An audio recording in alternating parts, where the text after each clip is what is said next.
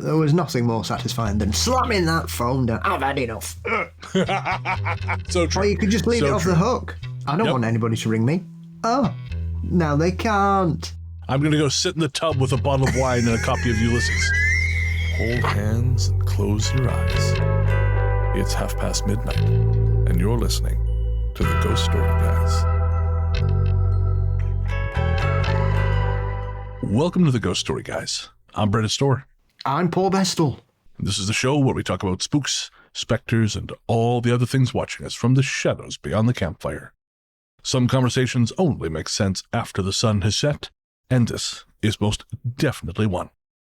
Thanks for tuning in. This is episode number 226, and we're coming to you from that tiny mountain cabin you dream about, but could never quite reach.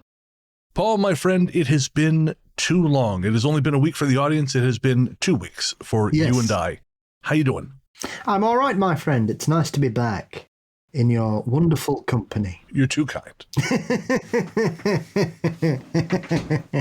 Not only am I back on the show, I'm back in London. I was in Victoria for about 10 days, and I have two kind of amusing stories I wanted to share with you before we get to our episode, which of course is a second volume of listener stories. It's in fact, I'm titling it our Ultra Mega Halloween Special 3. Of course, the first two Ultra Mega specials were from the old days. This is a new one, and I'm calling it Ultra Mega because not only do we have like a massive lineup of listener stories, but we also have a really special guest.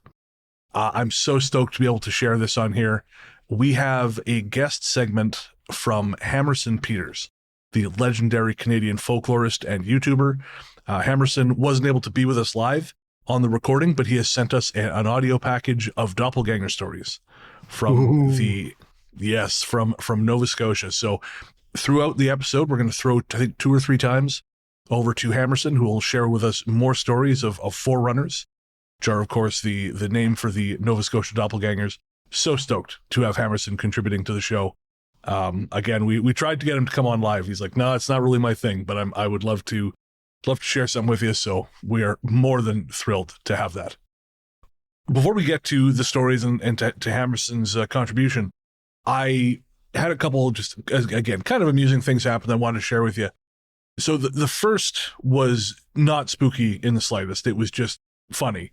So the morning that Nick and I were in Vancouver, because we went over for the night, we took the Harbour Air flight over and then stayed in a lovely hotel and then had a nice dinner. Next morning, we went for breakfast prior to getting back on the plane. And we're sitting in front of this restaurant.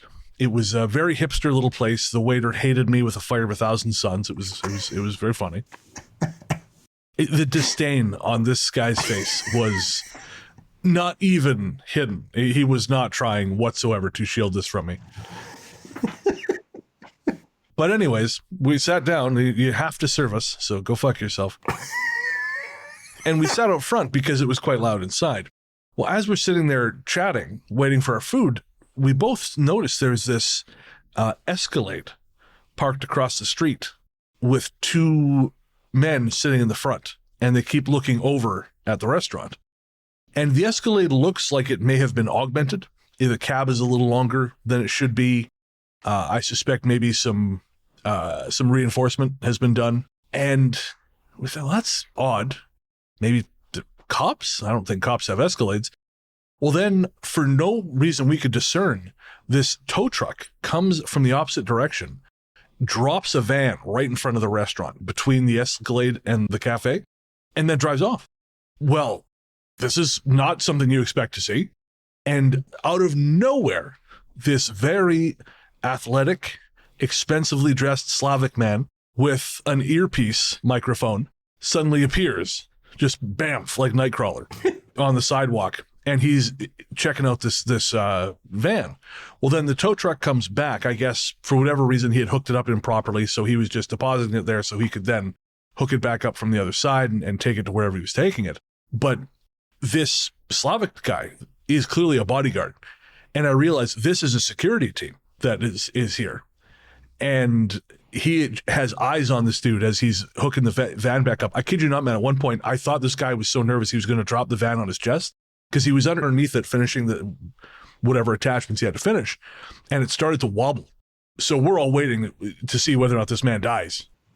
because Igor is not going to help him. So finally, dude gets the van hooked up, drives off. Igor in the restaurant, he's now escorting a family of 4 very well dressed and again, sort of like West Coast casual wear out of the restaurant and then following behind them at a respectful distance while they take a walk down the street.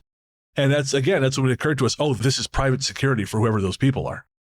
And I'm not accustomed to being around wealthy people. I have never been around people wealthy enough to have their own security team.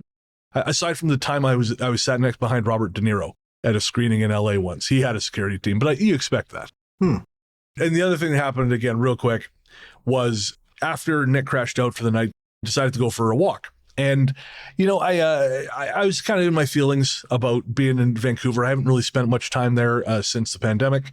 Used to be a city I was quite fond of. And while I'm still quite fond of it, it's a lovely city. It's just not somewhere I feel like I have any connection to anymore. So I was kind of up in my feelings about this and kind of putting it all away in my head. Sitting outside the Burrard Street subway station on a low wall, just kind of watching the rats raid the garbage and thinking about my night. And suddenly I got this urge to just go home, go back to the hotel. You got a really nice hotel room. Just go enjoy it, watch TV. I was half a block away from the hotel when this guy stops me. And he goes, "Hey, man, do you know where there's an ATM machine?" "Nah, man." I said, "I'm not from around here. I don't know where the nearest one is." And he looks at me, and he's, you know, well-dressed guy. I would later find out he's in the construction industry. He said to me, "Oh, where in Ireland are you from?" "I'm not from Ireland whatsoever." So no, bullshit. Where? "No, I'm not from Vancouver, but I'm from here. I'm from, you know, 7 hours that way." "Yeah, no, really though. Like where? Are you for real?" "No, man, I'm not from fucking Ireland." And then he goes, "Okay, Scotland. Where in Scotland are you from?" Like I was just really upset about the geography being wrong. Like, no, motherfucker, I'm not. Anyways, I don't know how it got started, but this began a conversation. I ended up walking with this guy for half an hour. As he told me, he got really quiet and he started telling me about the time he almost died. Again, I don't know. I've never met this man before in my life. He's telling me like, "Oh, you know, when I got sober from Coke," and I'm like, "Clearly not sober from everything, but I'm glad you're not on Coke anymore." But yeah, and he's telling me that when he was a kid, he was almost in a serious car wreck because his father fell asleep at the wheel and they were going very, very fast. And he heard his deceased grandmother's voice behind him. She touched him on the shoulder and said, "You have to punch your dad 3 times in the shoulder while screaming break." And he did.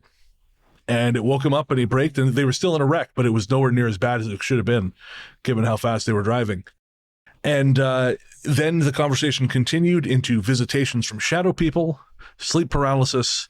And at the end of the conversation, he goes, "Man, I've never really been able to tell anyone this stuff before, but like, I don't know, it just seems okay to tell you." And I said, "Well, yeah, you couldn't have picked anyone better, at least on the streets of Vancouver at this time of night." The Celts do like ghost stories. That's it. And then he goes, Can I have a hug?" "Yeah, man, sure." I wouldn't mind, but you sound absolutely like nobody from Ireland or Scotland. Nope, agreed. All I can figure, I had a flat cap on and a woolen sweater. So maybe he assumes all people from Ireland dress like fishermen? I don't know. I have no idea whatsoever. I think my soft banker hands would give me away there, but no. So he got his hug, and then I left him outside. Again, he's like, I walked him to his hotel. It's a very, very nice, very expensive hotel. So this guy's not hurting.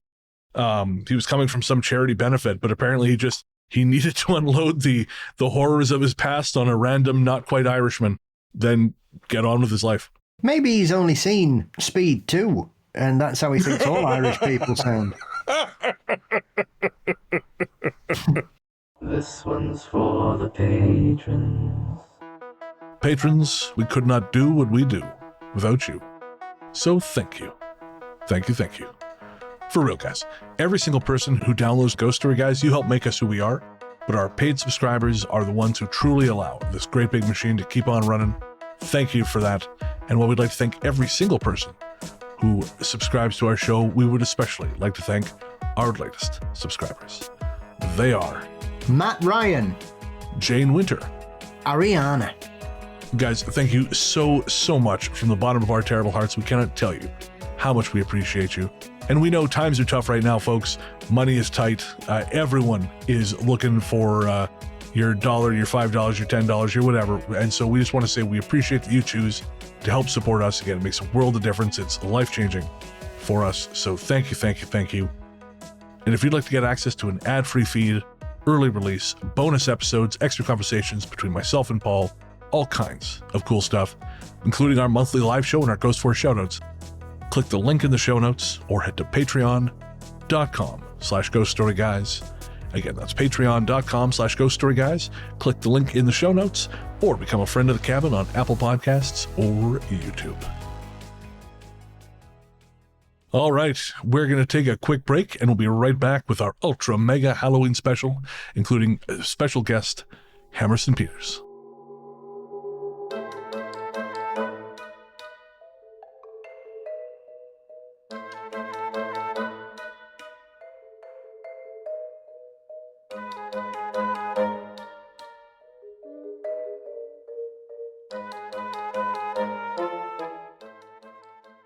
First up is from Janice. I've written in from time to respond to one of the episodes or to share a funny story. Well, I'm actually writing this time to share a spooky story. I wrote in a few years ago, but as far as I can tell, it's never been read. Also, I did realise later that I wrote at a time of great flux for the show, so I know you were more than going through a lot during that time, Brennan. As you also know, the universe doesn't give us more than we can handle, and you handled the change well. And OMG, do we love Paul? Well, thank you. I also realised that, when I initially sent in my spooky stories, that I left out the creepiest one that directly affected me. This was something that had happened when my mum and I lived in an apartment for a time, so it was after her divorce from my dad, and before she married my stepdad. She and I were in the apartment for about a year before moving into my stepdad's house after their marriage. And this isn't exactly a ghost story, but it has to be one of the weirdest, creepiest things I've experienced. We lived in the apartment when I was in 3rd grade, so that'd make it about 1982, and I think she married him the following year, so we would have moved into his house after February of 1983. Whilst my mum and I lived in the apartment, we'd get a phone call every once in a while from a guy asking for Cindy. The first couple of times it was nothing out of the ordinary. Mum would let him know he had the wrong number and hang up, and then there'd be nothing for a while, but then the calls would start again. They didn't come every night or even every week, maybe even every couple of weeks or so. After Mum would let him know he had the wrong number, he started saying, "Are you sure this isn't Cindy? You sure do sound an awful lot like Cindy," and it was always these exact words. My mother would also answer with a very terse "no" and hang up. Sometimes he would add, "Well, since I can't find her, would you like to go out tonight?" And my mother would therefore slam the phone down without answering it. The satisfaction of actually slamming down a phone on someone is so lost on this modern generation. You're not wrong there. This happened every time he called at that point. I even answered one time when Mum wasn't close to the phone, so I got to hear his soft, easygoing voice asking for Cindy. "No, dude, you have the wrong number." He started to say, "Are you sure?" and I hung up immediately. The way he would said it was almost too nice, kind of in a sing-song way, very syrupy sweet. This was the early 80s, so creeps easily got bored, and I'm sure he realised a man never answered our phone and he was having some fun. Finally, the calls got more infrequent, and then we moved into my stepfather's house. Fast forward maybe a year. Mum and stepdad are out to dinner, and I'm in the house alone. And before you judge, remember this is the early 80s, and we were half feral kids anyway. So yeah, I was 10, at home, watching TV on my own, eating snacks, and waiting for them to come back. The phone rings, and I answer. "Is Cindy there?" "No." "Are you sure this isn't Cindy? You sure do sound an awful lot like Cindy."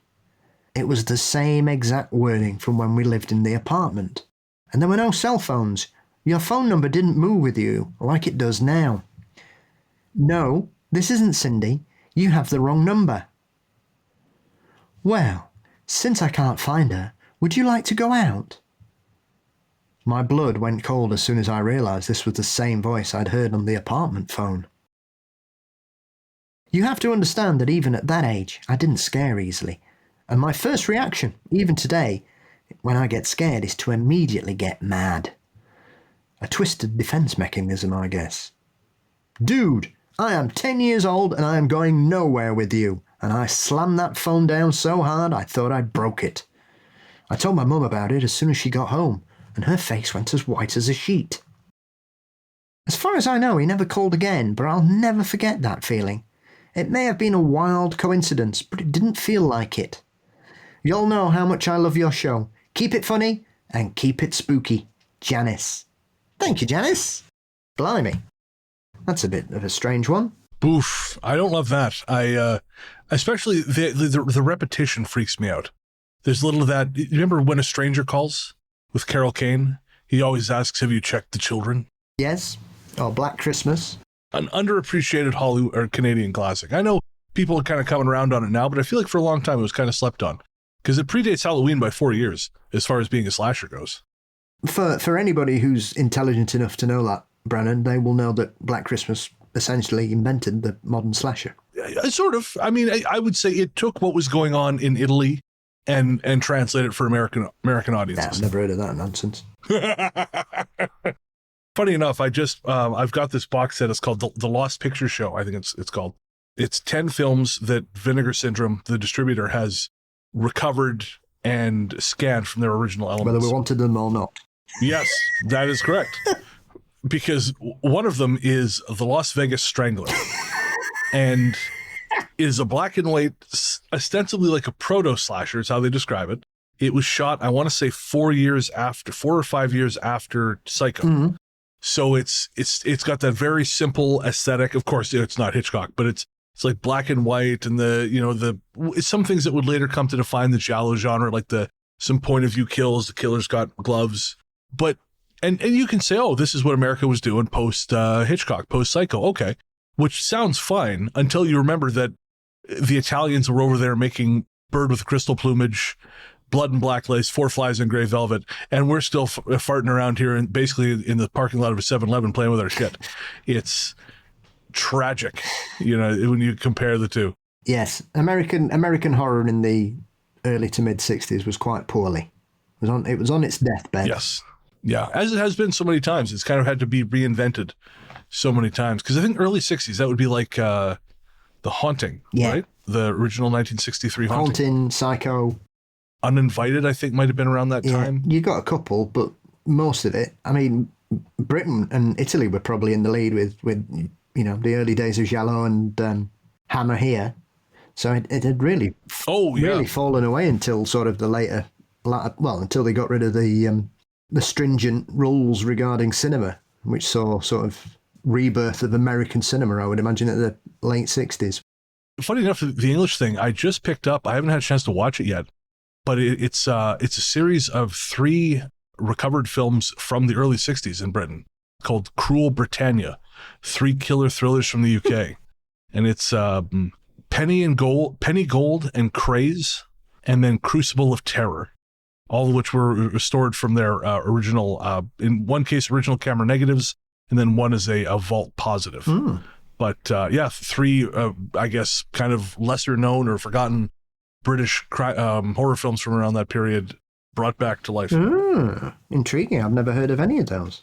No, neither had I. It's like Devil Doll. That was another British one that they had included on a set a while back, which I think was around the same time period. Yes, fucking dolls. It was nothing compared to Magic, of course, the Anthony Hopkins film that would come shortly thereafter. No, but no one beats Hugo from Dead of Night. Dead of Night? I don't think I've seen Dead of Night. It's the greatest British horror film ever made. Okay, it's going on the watch list. It's a portmanteau. There's one that's quite silly, one that's a bit boring, but the other 4 are very strange, including introducing us to the world's scariest ventriloquist dummy, Hugo. I'm very excited. I will check this out. And going back to Janice's story, I just want to say it kind of reminds me of, sort of crossing it back in with horror movies, do you remember Wes Craven's inspiration for Nightmare on Elm Street? He had two things that inspired him. There's, of course, the Hmong villagers who were suffering the night terrors, which would kill them. But then there was the man. And he said this came from when he was a little kid. He remembers looking out the window, and there was a man in a trench coat with basically the kind of hat Freddy ultimately would have. And this man saw young Wes Craven watching him and sort of consciously tried to intimidate him and seemed to enjoy the fact that he was scaring the boy. And then just wandered off and went about his life. He never saw him again. But that made such an impression on him that would sort of form the basis for his visual representation of Freddy. And that's kind of what this put me in mind of. I mean, the phone call is always a strange thing. And like Janice refers to, there was nothing more satisfying than slamming that phone down. I've had enough. So true. Or you could just leave it off the hook. I don't want anybody to ring me. Oh, now they can't. I'm going to go sit in the tub with a bottle of wine and a copy of Ulysses. Or you would work out how to unpick a phone lock with a fork. Some people would know. What was a phone lock? It was a lock that certain parents would put on to stop their teenagers ringing girls, perhaps, and friends. And you could purchase these phone locks that would go on the dial, so you couldn't dial a number. But you could unpick them with a fork if you used one prong. And anyway, so I heard anyway at school, and it didn't stop people a great deal. Those kinds of locks, especially industrious people, had a phone call that was very important when you're 15 to make. As they all are when you're 15, really. Absolutely, it's life or death. Man, I the only thing I had even close to that was when I was a little kid, I used to like to call people. So my mom put the phone up out of my reach.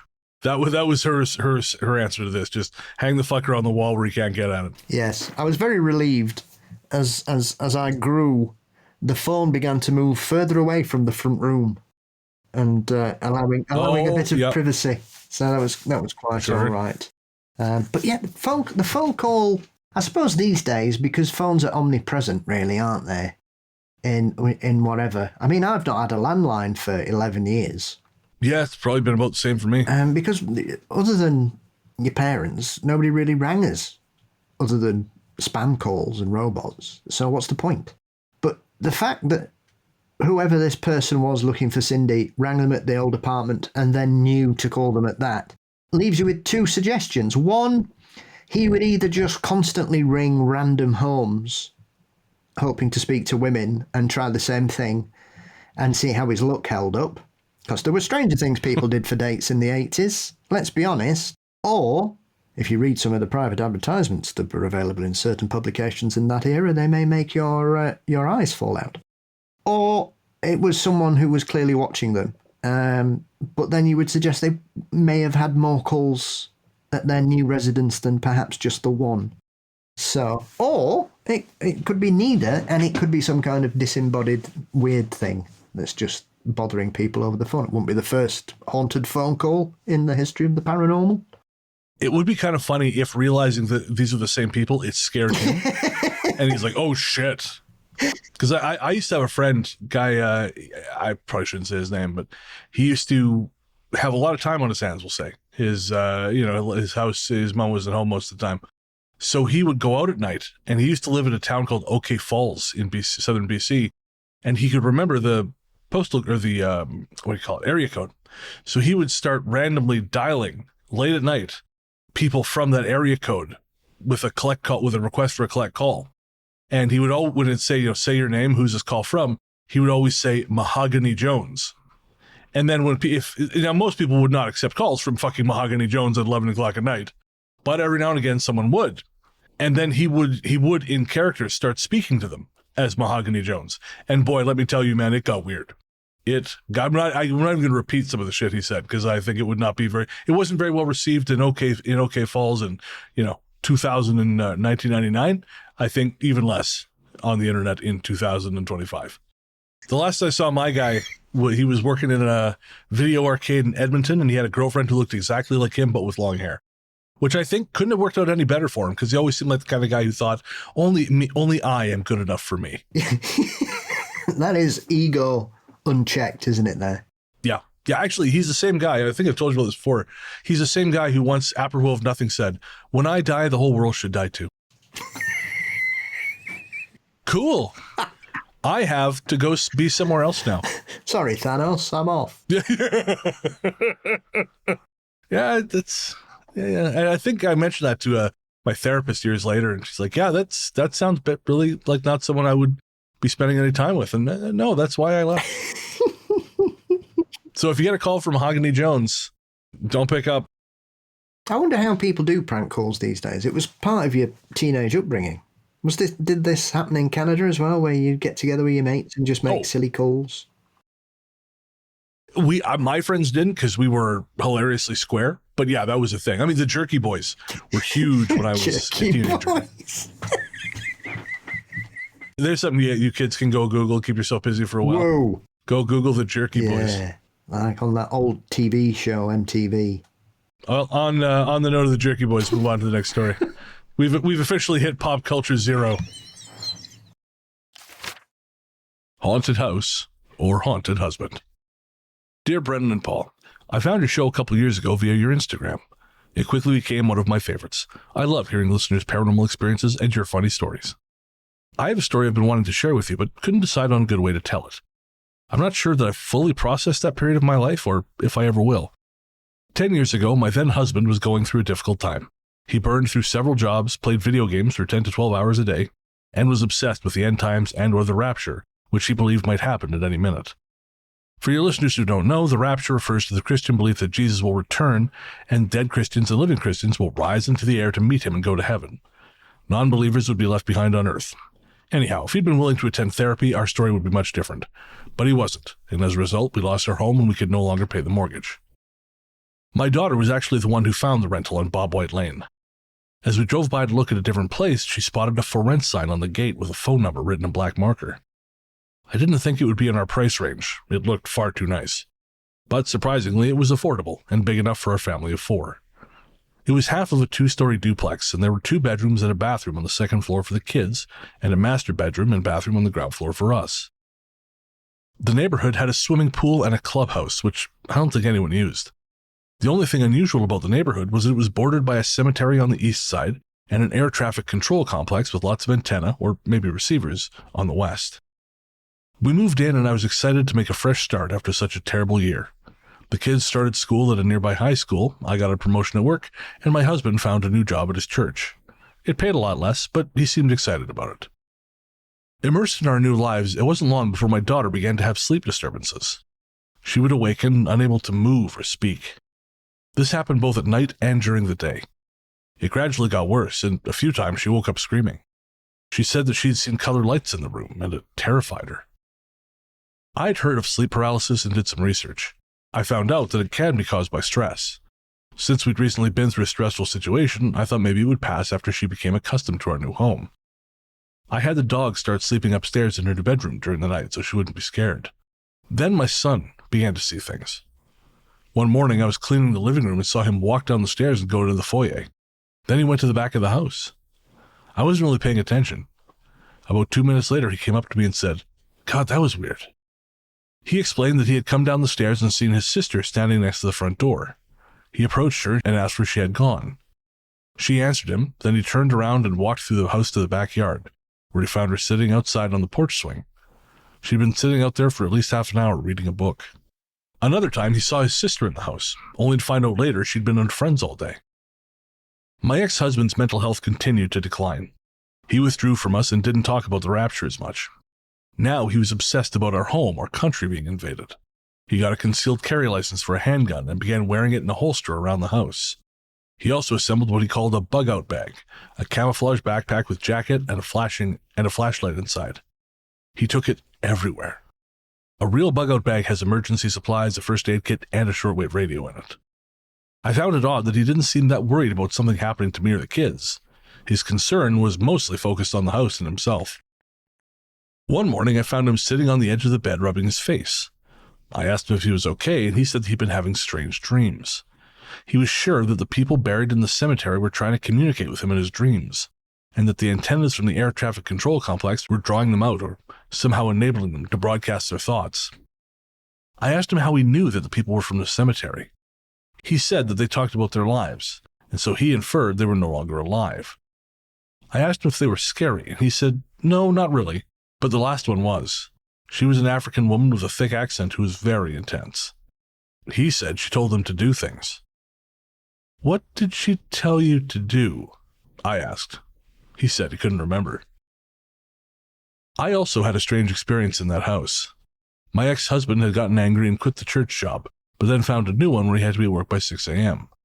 He would get ready and leave the house while I was asleep. One morning, I awoke to the sound of water running in the bathroom and figured it was him getting ready for work. Our bedroom was right next to the bathroom, both doors opening into the same short hallway. The room was still dark, and there was a faint light in the hallway. As my eyes adjusted, I saw what looked like my ex-husband peeking around the doorway, watching me. A maniacal grin slowly spread across his face. I didn't react. We often tease each other by making faces. I rolled over and tried to go back to sleep, but after a minute I became curious to see if he was still there.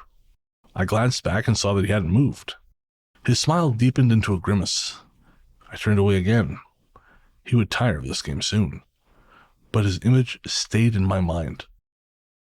There was something not quite right about him. I couldn't quite put my finger on it.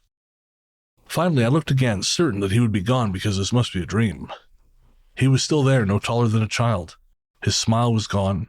When his eyes met mine, his lips drew back as he bared his teeth. His eyes shone with feverish light. "Stop it," I shouted. "You're acting weird." At that moment, my ex-husband stepped out of the bathroom, toothbrush in hand. "What are you talking about?" he asked, perfectly normal. The figure in the doorway was gone. At the time, I wrote the incident off as me being half asleep and still dreaming. There were so many things that were off about my ex-husband and the house that I don't know what to do about it. I didn't have any money to take the kids and leave, and I was afraid that such a move might bring on physical violence from my ex. There had been none of that so far, yet I felt like I was holding a pinless grenade. As long as I could hold and control it, it wouldn't explode. In retrospect, I don't recommend this approach. I should have just taken the kids and left. There were other minor occurrences, a fast-growing black mildew which covered parts of the upstairs shower and ceiling. We live in the southwest United States, in the desert, and I've never had mildew before. A sudden infestation of winged ants, the occasional odor of stale cigarette smoke, nobody smoked, and strange sounds that seemed to have no origin.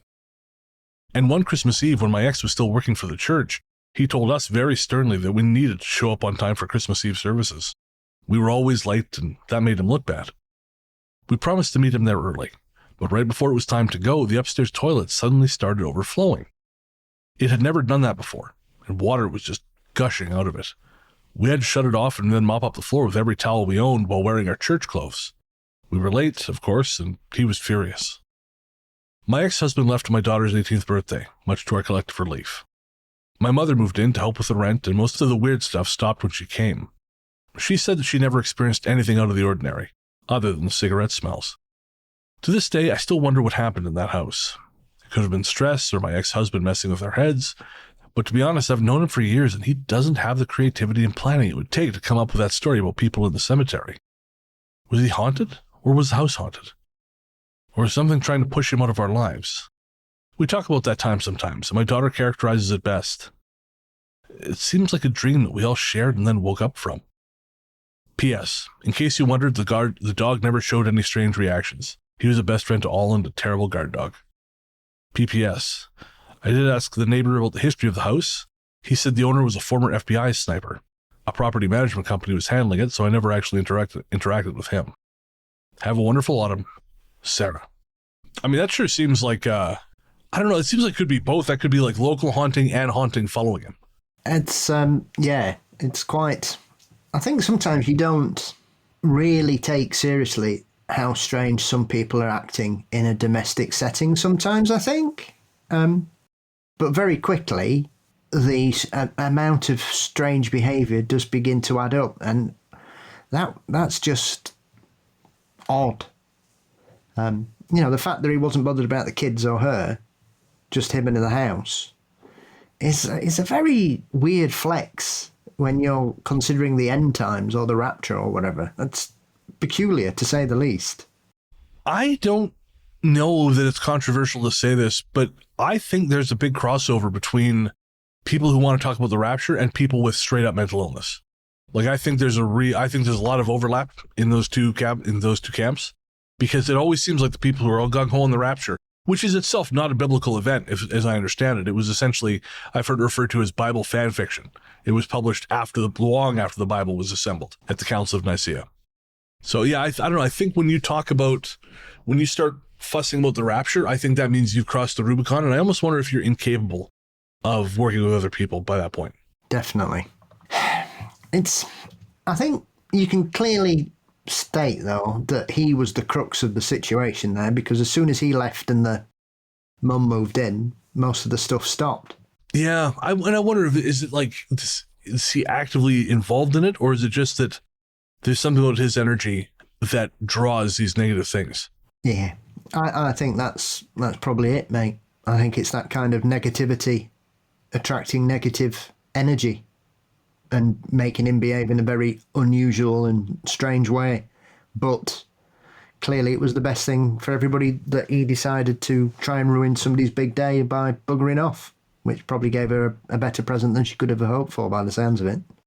Some people, the greatest gift they can give us is their absence. Yes. Well, Bob couldn't make it. Oh, that's a shame. I'm real sad about that. Shucks. No, so it goes. I'm afraid Steve's been eaten by a shark at work. He won't be joining us tonight. Boy, it was not easy wrestling him all the way down to the dock, but we got there.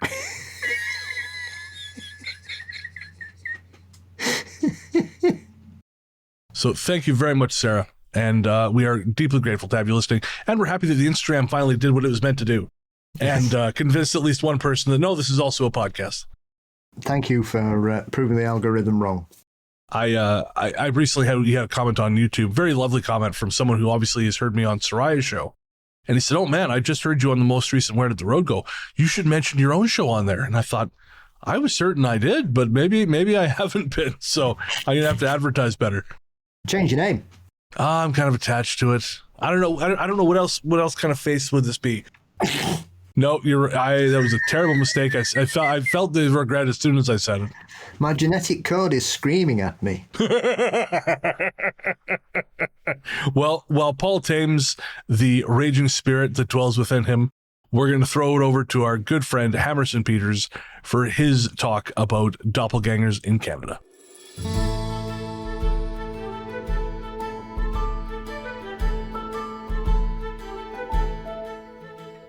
It has become common parlance in the Western world to refer to a stranger who bears striking physical resemblance to someone you know as that person's doppelganger. The term doppelganger, in this context, denotes a near-identical copy of the other person, evoking with tongue-in-cheek the evil twin of popular fiction. This relatively modern word, a German compound which literally translates to double walker, has a darker origin, initially designating the apparition of a living person, which appears either to the person it resembles or someone close to that person, heralding the impending death of its double. Long referred to in English and Irish folklore as a fetch, this preternatural portent is astonishingly common in the fireside tales of Canada's Atlantic provinces, which collectively have the highest Anglo-Celtic population in the whole country. In her 1957 classic, Blue-Nosed Ghosts, folklorist Dr. Helen Creighton included several doppelganger stories from her native Nova Scotia, which she learned firsthand. Creighton never referred to the phenomena she described as doppelgangers, classifying them instead as forerunners, auditory and visual portents of death and disaster, common in maritime folklore. "I remember how my breath stopped momentarily one day," she wrote, "when Eddie Deal of Seabright finished the folk song he was recording for me, and said, knowing my interest in such things, 'Did you ever hear of a man walking with himself?' When Creighton replied that she hadn't, Deal continued, 'Well, there was a man here who felt somebody walking beside him, and when he looked, he realized it was his own apparition. He was so frightened that he couldn't speak, for he knew the belief that this was a forerunner of death. A few months later, he died."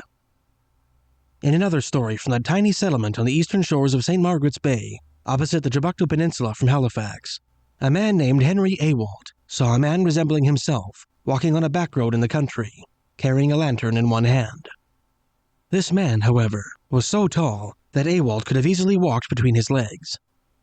The shaken traveler returned to town to tell his story, before dying several months later. In a third tale, another Seabright local named Pat met a vision of himself on a bend in the road atop a promontory called Seabright Hill. He returned to town convinced that he was being punished for breaking a promise he had made his wife on her deathbed, having courted other women in violation of his vow to never remarry. 3 months later, he died. Deal's tales reminded Creighton of another story she had heard, involving a Captain McConnell, who hailed from the hamlet of Port Medway, located on the southeastern shores of the Nova Scotian peninsula.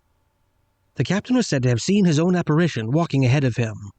When he called out to it, it did not answer, but rather veered off the path and walked through the gate of a local cemetery. Soon after this eerie vision, McConnell succumbed to a bout of pneumonia. After briefly referencing another incident, in which a man from Tancook Island in St. Margaret's Bay died from diphtheria after seeing a vision of himself when he was going to shore, Creighton included a story told to her by an anonymous witness who hailed from the community of Tangier, about 70 kilometers up the coast from Halifax. The Tangier Island referenced is located 5 kilometers offshore of the settlement. "Mother lived on Tangier Island before I was born," the witness told Creighton, "and her sister, my Aunt Mamie, was with her, a young girl at the time. One night, Aunt Mamie was looking out the window. The moon was bright. There was a little outbuilding nearby with a window in it, and she said to my mother, 'There's a woman looking out that window. It's myself, and I have a baby in my arms.' Mother went to the window and looked, and she could see it too. It was too far away for it to be a reflection, and anyway, Aunt Mamie wasn't holding a baby at the time. But 15 years later, when she died, she had a baby in her arms, and my mother recalled the incident." The 15-year gap between the sighting of the apparition and the fate it foretold seems to be an anomaly in maritime doppelganger lore. One incident in which the gap was much shorter took place in the town of Amherst, Nova Scotia, at the northern tip of the Bay of Fundy, near the New Brunswick border. Incidentally, the setting of one of Canada's most chilling poltergeist cases. In this story, a woman named Rachel lived with her husband in an old house, the doors of which had bolts instead of latches. One night, when the couple was settling into bed, the bedroom door kept swinging open, as if the bolt had slipped. Rachel's husband arose several times to refasten the door, but every time he stole back into bed, the door swung open again. On the last occasion, the husband looked behind the door to see whether he might ascertain the cause of the malfunction, and met with a terrible sight. He fastened the door, returned to bed, and began to shiver violently. "What did you see?" Rachel asked. The husband refused to tell her. Several days later, Rachel, who had hitherto enjoyed good health, fell ill and died shortly thereafter. When her husband saw her body prepared for burial, dressed in a white gown and laying in the casket, he told the story of his experience to his family, claiming that he had seen Rachel laid out in her grave clothes on the other side of the door. Another doppelganger story which Creighton included in her book harkens back to a time when Nova Scotians from the western end of the province had to travel to Halifax by ox team.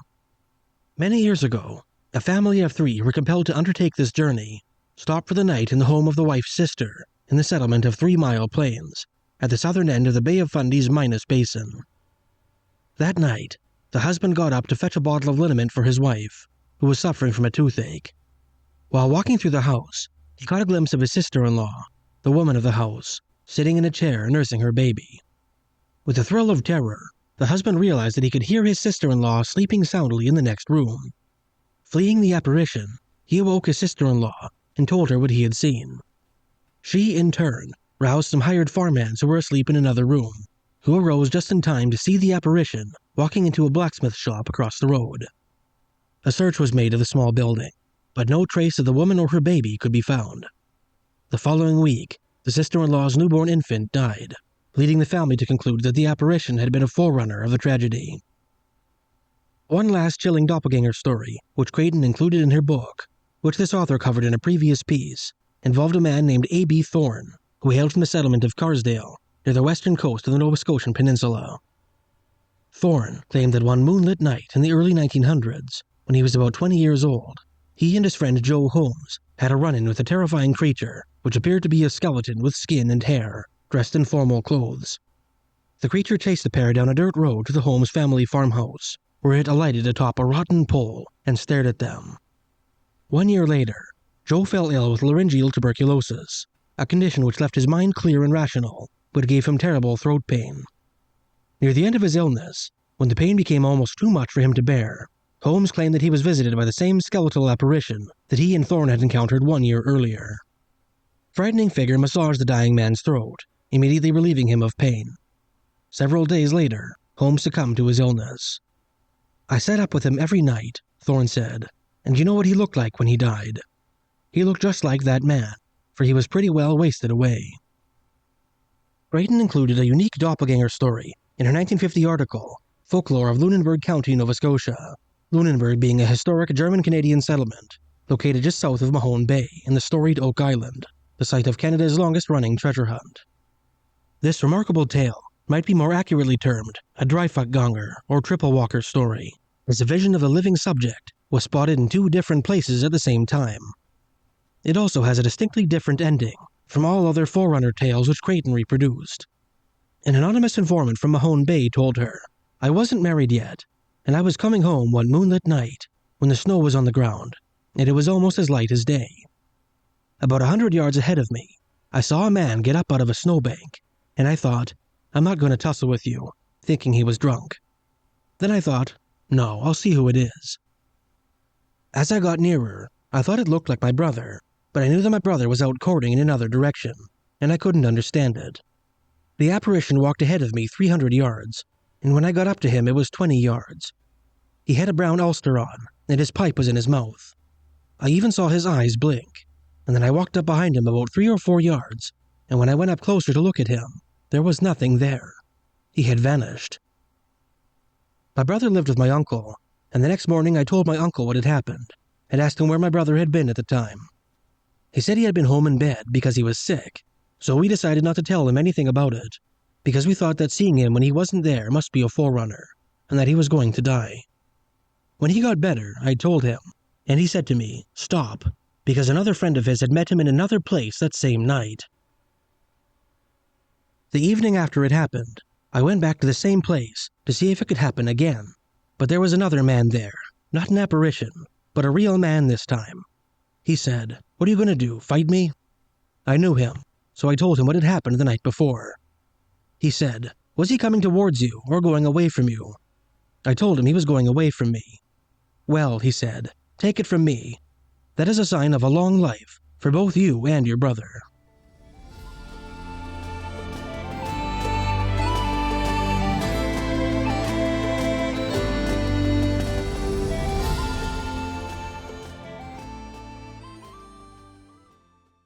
The Reoccurring Nightmare from Jam. Hello, Brennan and Paul. I'm 22 years old from PA, and I love your show immensely. I work at UPS, and your show is the only thing that keeps me going. I work at UPS, and your show is the only thing that keeps me from going insane from the grueling and monotonous work I do.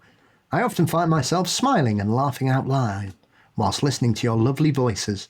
You two really are like the PC spooky uncles I've never had. Well, thank you, Jan. When I first started listening to podcasts, I started with Edwin's True Scary Story podcast, but quickly went through the episodes. I then moved on to Jim Harold and Michelle Newman, and then discovered your show through Brennan's episode with The Shaman, which was a fantastic episode, by the way. I'm curious as if you've ever experienced this heightened state of perception on other psychoactive compounds. Also, since the experience you had was a similar shamanic one, through the psychoactive properties of cannabis.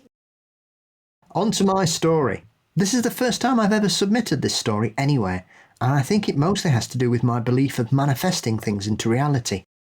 I truly think words and thoughts have that much power, but only as much as you allow them to, and I no longer hold fear for my experience. I've moved around PA my entire childhood, but an era in my life I very vividly remember is the house we lived in right before and after my sister was born. This house was in Louisburg, right down the street from the church we attended. I was about 5 or 6 years old during this time period, and my mum and sister's dad were very religious. So church every Sunday, rosaries and crosses in the house, and a white Jesus Mary on the walls. I believe the house had 4 floors. The basement, ground floor, upstairs and an attic. The upstairs, where we all stayed, was set up as follows.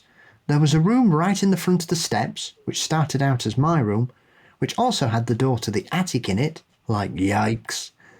The middle room, which was an open room to the right of the stairway, and on the far left was my parents' room. Surprisingly, when I stayed in the room to the right, which was the one directly in front of the steps, I don't remember any notable experiences, and although I always felt uneasy and still experienced these weird dreams, they were nothing compared to what I was yet to experience. In the weird dreams I'm referring to, I was in an infinite black space, and there were these white cylinders that bended and curved infinitely as well. The best way to describe them would be like the game Snake, but I was the three-dimensional Snake, and the space wasn't confined. These dreams felt like a version of hell, and I would wake up for them with a tight chest. I also remember listening to this Veggie Tales song in my room alone one day, and hiding around the corner, convinced that something was in there with me, and knew that the Veggie Tales were talking about it. When my sister was first born, her nursery was in the middle room for a while.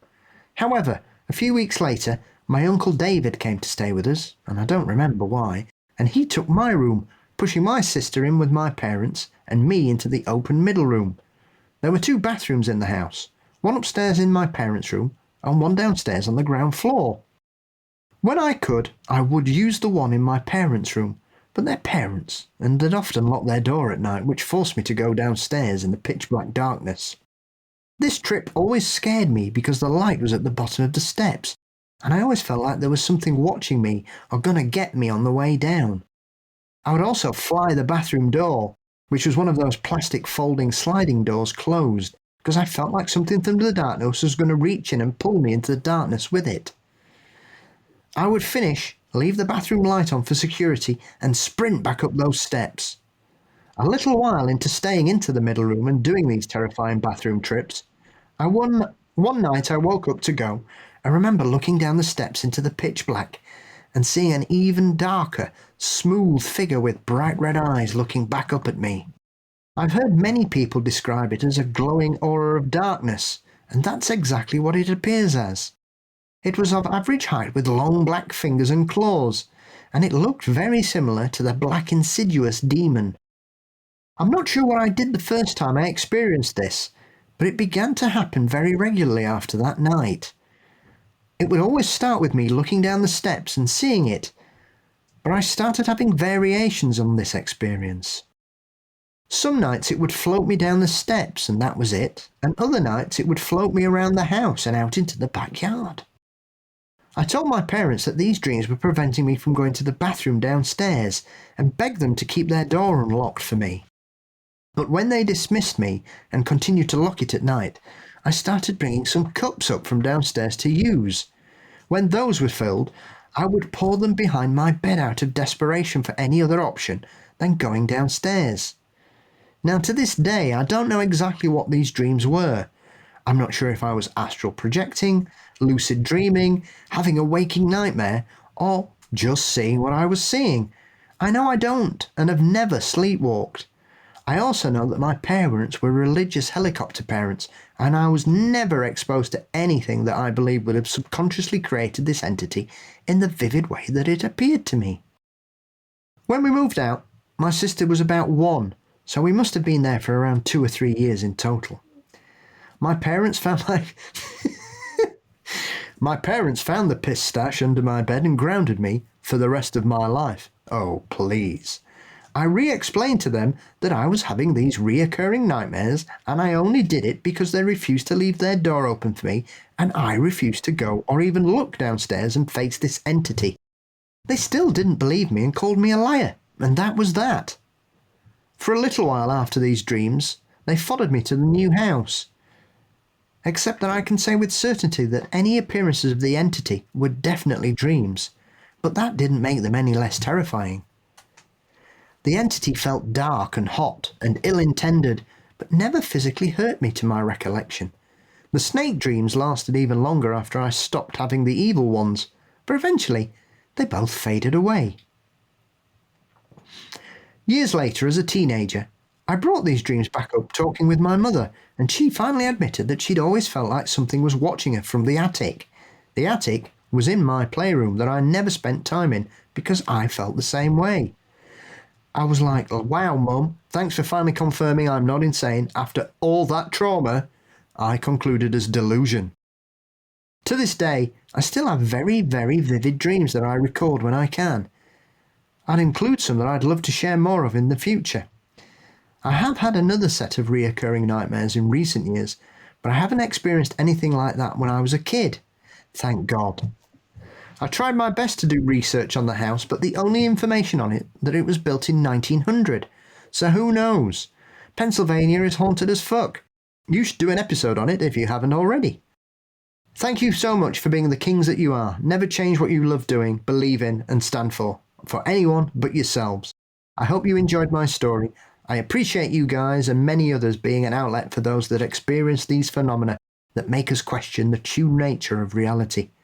I'm sure you make a lot of people feel a lot less alone, including myself. Much love, Jam. Thank you, Jam. Blimey.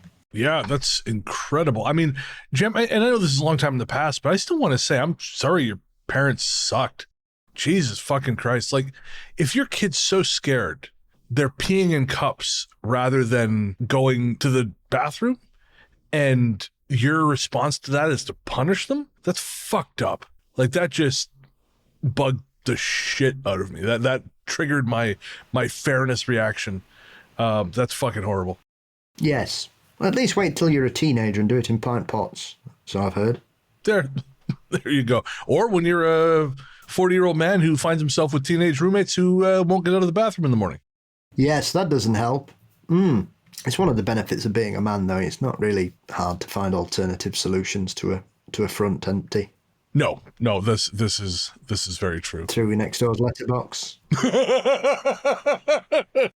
Jam, your story it's genuinely frightening. I mean, like the creature in the darkness. I always thought that there was something to the Insidious creature design. Like, I know some of it is just what's scary, hooves, claws, Darth Maul, but that first Insidious film, in fact, the first two Insidious films always really stuck, like really, really creeped me out. And this story really creeped me out too. Yes. It reminded me of that terrifying clip from a few years ago of that guy that goes downstairs into his basement and there's that thing that peeks around the corner at him. And then he runs downstairs. Oh, I don't think I know that. And there's nothing there. So it's either a very clever hoax or it's something very odd. But it's creepy, whatever it is. It was doing the rounds about 10 years ago, I think. And it is deeply unsettling because it's not a misidentification or anything. It's a physical figure that peers around the corner and then scoots back and he runs down after it and there's nothing there at all. And I kept thinking about that clip whilst I was reading Jam's story. So, yeah, that put the woolies up me as well. Very... No, I wouldn't. I'd be peeing out the window, to be honest, Jam. Well, and making it worse was her mother being like, actually, I did feel like something was off. Oh, thanks, lady. Thanks. Cool. The house As a backup. like 6 times, but hey, you can't use our toilet. Man alive. The other thing, I thought it was cool that you found us through Michelle Newman's show. It's called Tell Me a Ghost Story. I think we might have actually done a feed swap with her at some point, but Michelle's really cool. At some point, we'd like to have her on the show to have a chat. Her show is like an old school. Have you listened to Tell Me a Ghost Story, Paul? I have not. I shall now. Yeah, it's like a style almost like an old school radio show, like a call-in show. I met her through Brandon, actually. She's done some work with him and a couple companies in the podcasting realm. But yeah, very cool lady, very cool show. The episodes are nice and short, which I always appreciate. Actually, I had a friend of mine who's working on a big audio project.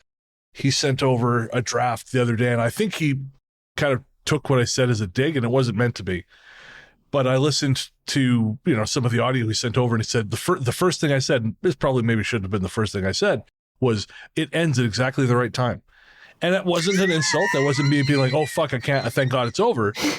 It was like I was listening to the episode. I was following the flow of the conversation because the file he'd given me was quite long. And I thought, well, this seems like an ideal time to end it. And then he goes, and that concludes part 1. And I was like, oh, perfect. That's great. We're exactly on the right page. But that being the first piece of feedback he got, maybe not as inspiring as I'd hoped. It ends. I like when it ends. Okay. Thanks, Bren.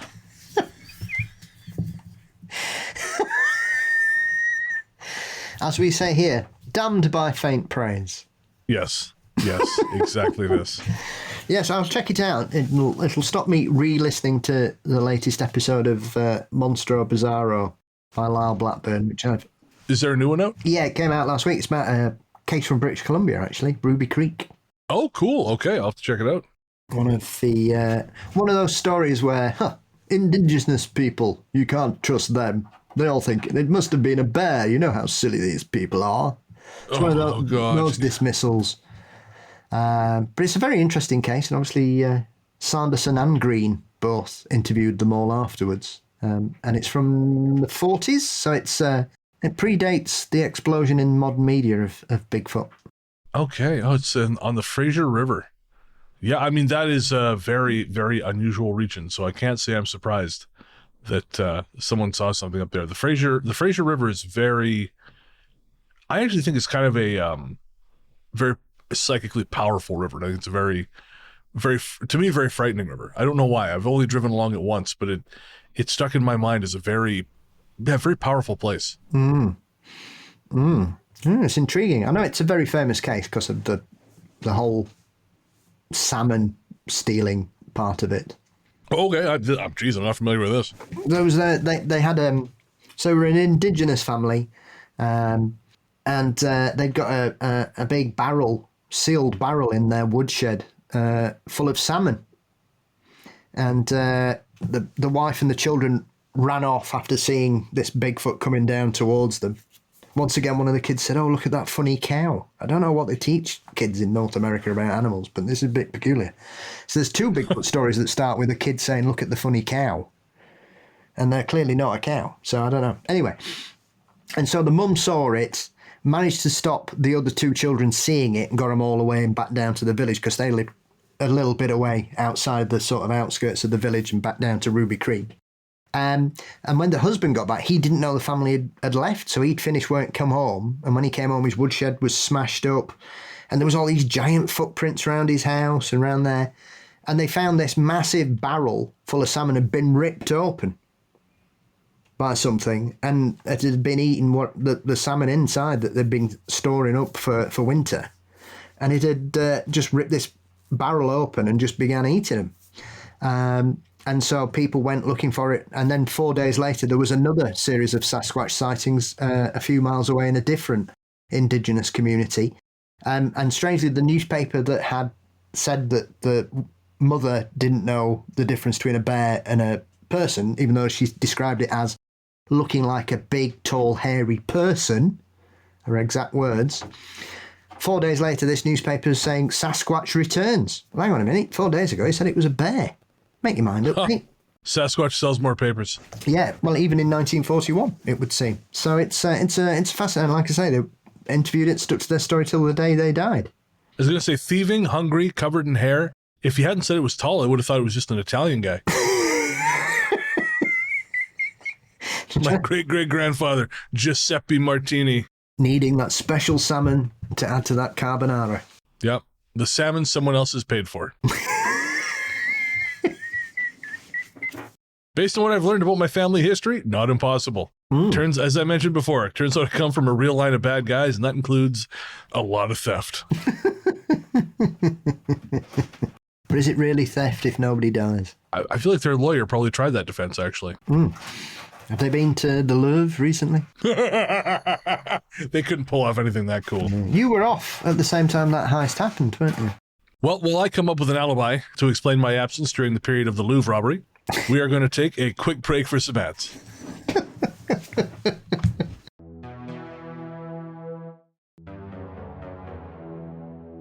D&D from Alyssa.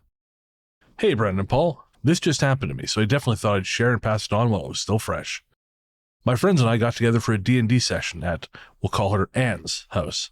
She lives in an old 1910 style house, which she's been told is, and has had her own experiences in, which lead us to believe it's haunted. Specifically the basement, where an old man hangs out. She references him as her roommate. We do know an older man used to own the house. The basement itself is definitely odd, but not spooky odd, just odd. But in one of the corners is a cold storage / concrete cellar for canning. For me, this room is I don't know, there's something about it. Anyway, I digress. So we were over for D&D and just waiting for the DM, we'll call him Jim, to arrive. I went into the kitchen for a moment to throw something out. The kitchen sits next to the stairs to the basement. As I was walking back to the main room, I could hear what sounded like Jim talking and shuffling things around. My brain immediately went to, what's Jim doing downstairs? That's so weird, we never go down there. Oh, he's probably looking for the minis, game pieces, in the game storage. I continued into the main room where we've had the game set up and a couple others were waiting. A second later, I heard the door open, my friend who had gone out to smoke, and that's when I froze. Jim hadn't arrived yet. I told my friends what had happened, but they hadn't heard anything. Jim arrived 15 minutes later. I swear this was Jim's voice I heard. The homeowner has mentioned a possible mimic before, that we don't know if it's the old man or not, but I don't think it clicked what it could mean until that moment. I don't know how to explain it, but if there is such a thing as mimics, it didn't feel like the old man, which makes my hairs stand up to think about. At least it seems to be confined to the basement. For now. Cheers, guys. Love the show. Keep up the great work. And yeah, listen, that's some unnerving shit. We've discussed before, and luckily we're doing this episode on Doppelgangers, we've got these contributions on Doppelgangers from Hammerson. But that's always a really unsettling phenomenon. Absolutely. Especially in such a way that you automatically think it's somebody that you're expecting as well, which is a bit peculiar. So, I don't know, maybe it just wants to join in. It could be. I like that explanation. It wants to be a level 2 mage or whatever the fuck. I don't play D&D, so I don't know any of these things. And so you shouldn't. It's Satan's game. Well, I want to be clear. I know because some guys be like, I don't play D&D because I think that makes them sound cool. I don't play D&D because I don't really have many friends. So that's the only real barrier. When I was in high school, we used to play, I'm not proud of this, we used to play Vampire the Masquerade, which is essentially like D&D just in a different universe. That's okay. Thank you. Thank you for comforting me in this trying time. Yeah, I'm not a D&Der, but it's not my bag. But I know people love it and are passionate about it. And it's a very inclusive, all-encompassing series of games and is a phenomenon. And fair play. It makes me chuckle quite a lot. You know, obviously the last season of Stranger Things obviously played into all that satanic panic. In the 80s in America. Thank God we'll never see anything like that again. And so it's a game that's always been a part of my life without me fully embracing it. I've just never had the opportunity. People I grew up with didn't really play it. My cousin played it because he was introduced to it in the States and brought it back with him, along with Trivial Pursuit, which is the greatest board game ever. Oh, interesting. And so D&D is a very powerful entrenched thing, and like I say, just because I don't play it doesn't mean I don't respect it. You know, it's one of those things. I have many strange hobbies that D&Ders would probably think I'm a weirdo, so I'm not going to start swinging my elbows about in the pantheon of weird nerds. Never start a fight with weird nerds. No, we'll fuck you up. Yep, they'll turn you into Rule 34 porn, and then your visage is no longer your own. Yeah, or they'll start shouting random numbers at you, and you're like, what the fuck does this mean? I'm afraid to ask. That's the 6-7 thing that's all the kids are into at the moment, mate. Come on, you got to keep up. I got to be honest, man. I've seen that posted. I have no idea what it means, and I almost, at a point of pride, I haven't looked it up, because I feel like if I look it up, then I feel old. Apparently remaining ignorant somehow makes me more hip. I don't totally understand the impulse. It's a play on words. It's used for comedic effect. It's just there's no code behind it. It doesn't mean anything. It's just apparently some people found a certain person pronouncing the words 6 and 7 amusing, and so they say it in that style, which apparently is amusing. Oh, okay. There we go. Paul Bessel, down with the kids. Not that down. Not like that. Yeah. Okay, thank you. Another popular British entertainer who's down with the kids. Yeah, fuck off. I have no connection to the British royal family, thankfully. You're royalty in our hearts. Yes. Well, I wouldn't be allowed in. I can sweat. Oh, that's true. Yeah, well, I don't know. Prince Andrew can sweat. Oh, he's sweating right now. Long overdue, the horrible bastard. Anyway, do continue. Amen to that. No, but I was going to say the thing about a guy named Jim reminded me that when I was away, we watched the film Real Men with Jim, Jim Belushi, and John Ritter. And have you ever seen it? I believe so, but not for a hell of a long time. So you and I were talking off air about all the Bigfoot movies that Nick and I watched, and how one of them, it sure seemed like, they'd read a couple issues of Fate magazine, and boy, howdy, they really wanted you to know it. Well, Real Men is meant to be a comedy. It is one of the least funny things I have ever seen, and I have seen a great deal of combat war footage. It is essentially Jim Belushi's character is this super spy, which is your first problem.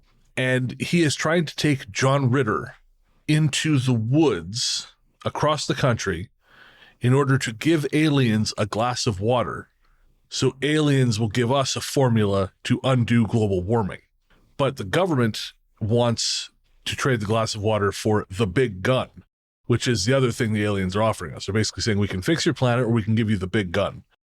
And so the government wants the big gun. Everyone with a functioning brain wants the solution to the absolute butt fucking that we've done to the planet.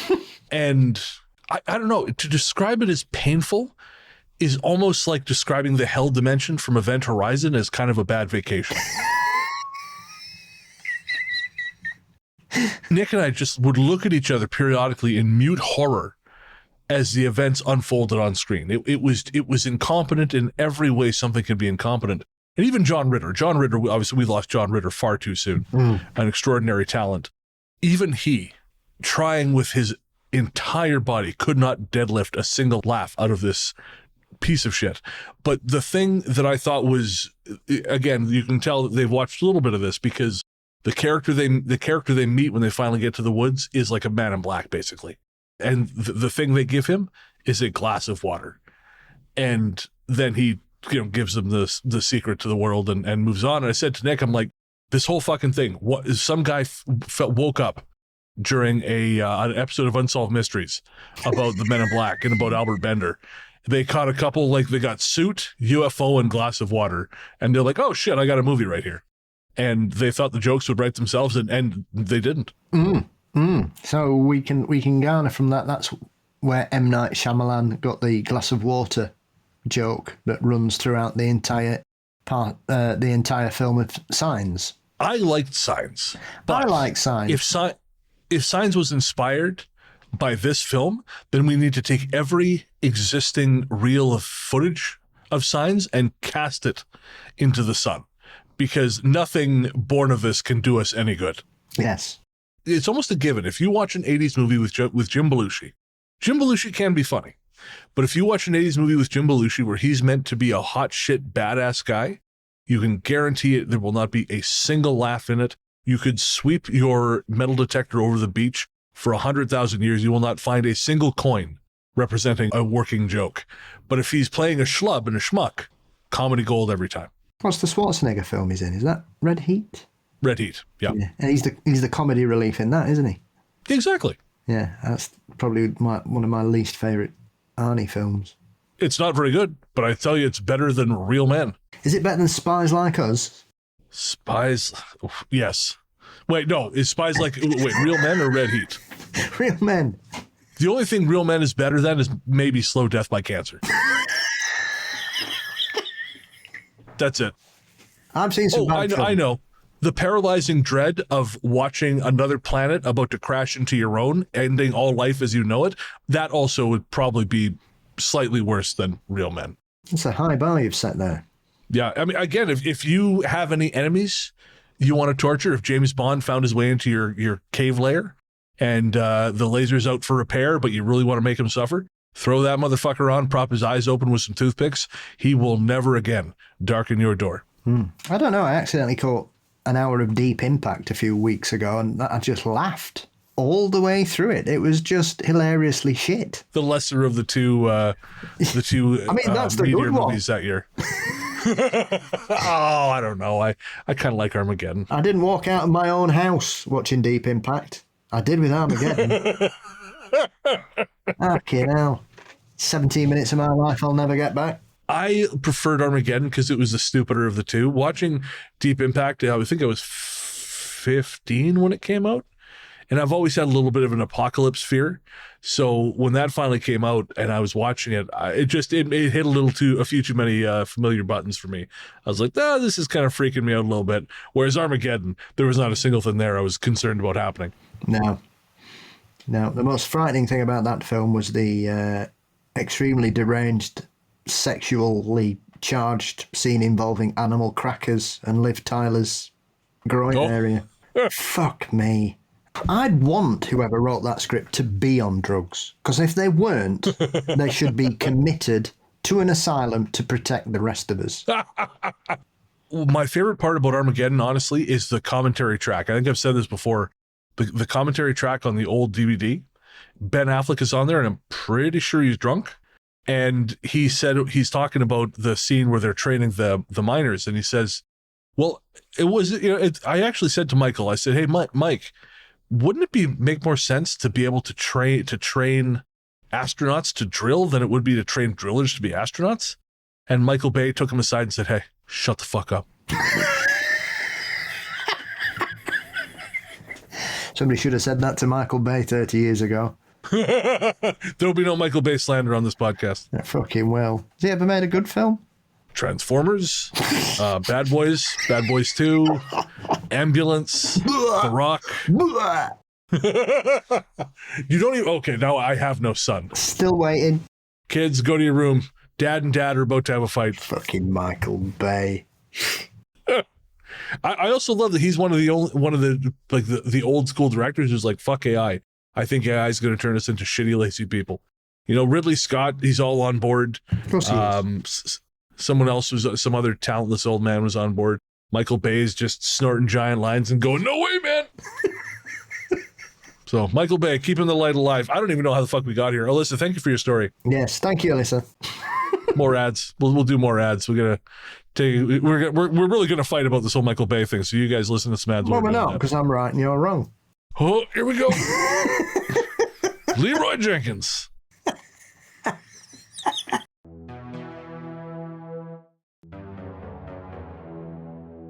Gas from Victoria. I apologise for skipping pleasantries and getting right to the story, but this happened today and I want to get it written down while it's fresh. It's a very simple event, but I've never experienced this personally, and I've always been fairly sceptical regarding things to do with time. But here it is. I work at a store with 4 gas pumps. They're not lit, nothing fancy, as this is a local place. But there are a few signs on each of them. All are vibrant and impossible to miss. And today was my second day. After a few hours, I stepped outside to enjoy some sunshine and fresh air. I sat at a table located outside and off to the side of the building, and from that spot you can see the whole lot. It's fairly empty with only employee cars and passing traffic, and as I sat there, I looked towards the pumps. I'd seen them before, obviously. I've driven by plenty and park only 30 feet from them. But instead of those 4 gas pumps now, I saw only 2. 2 very old, weather-beaten white pumps. They were back to back, like one big unit with almost no divide, and each side had a nozzle. There was a singular sign with only the white of the background and the black of the letters and numbers denoting that the gas was £2.79.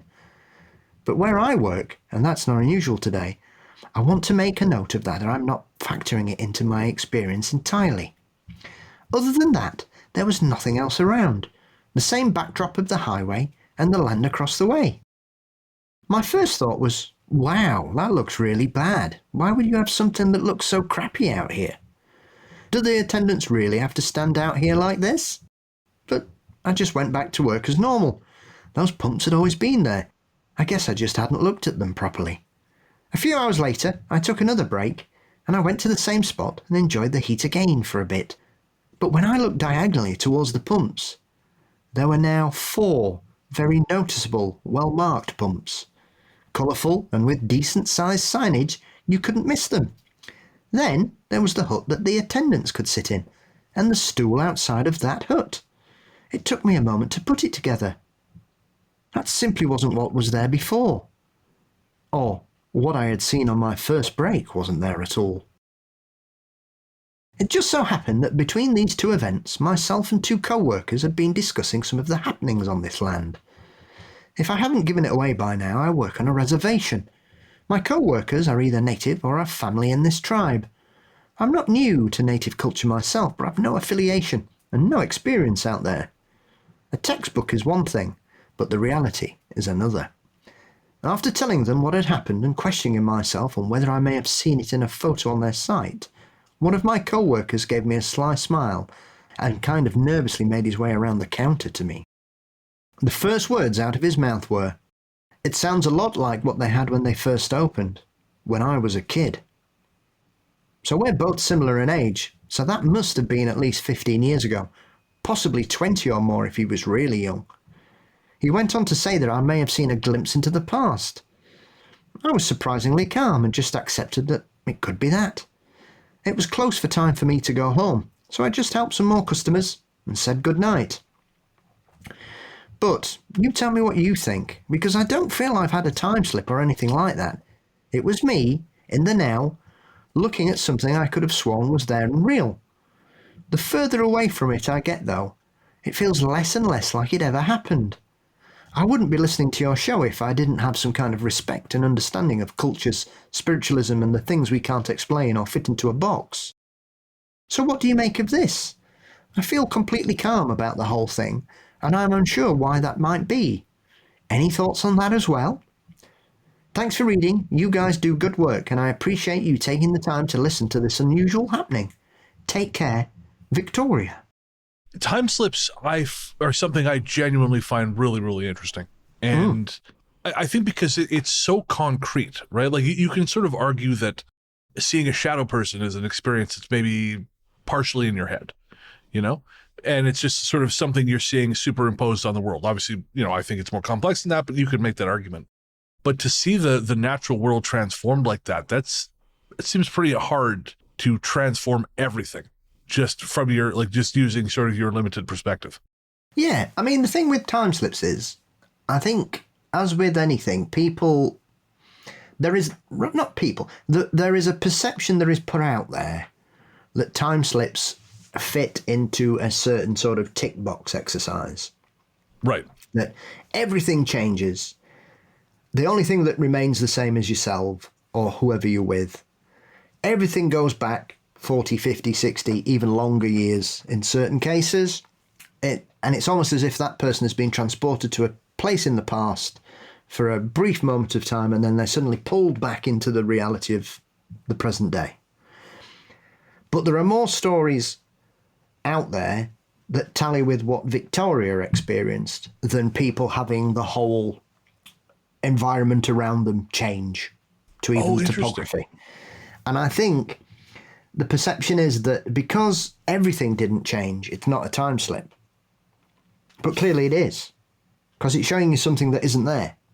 So how are you seeing that? You are looking at something, so your point of vision has changed, but you haven't, and some other things haven't. It's almost like you're looking through a little window at a particular place in time that just appears there. And obviously it was present, but the way back to the garage would suggest that hadn't changed, because if it had, surely that would have struck Victoria as well, that she was walking into something that didn't recognise it. I'm trying to think, when I was speaking to John Olson recently, we were talking about that guy who was driving and pulled into a 7-Eleven, but it wasn't a 7-Eleven. It looked like a 7-Eleven, but none of the brands were real. There were no famous brands in there. It didn't sell anything he'd heard of. And then when he got back in his car, he'd lost 3 hours. So me and John were kind of talking about, well, what was that? Is that a time slip? Well, no, not really, because if he doesn't recognise anything, and they're selling pop and soda and things, one of the things we all know is, well, most people know, it's Coca-Cola's been around for 140 years, I think. So Coca-Cola predates the motor car, so it therefore predates the service station. It's been the biggest selling drink in North America since it came out, near enough. Any 7-Eleven in North America sells Coca-Cola. Doesn't matter what area you're in. If there's a car there or you're selling petrol, Coca-Cola's available for sale. Yeah, Simple 100%. as. So that it clearly sounds like somebody's created a shop. It looks like a shop. It knows what a shop's supposed to do, but it doesn't know what goes on inside a shop. So that kind of led me and John to talk about, well, it's either it doesn't sound like a time slip. It sounds more like a fake memory of a UFO abduction.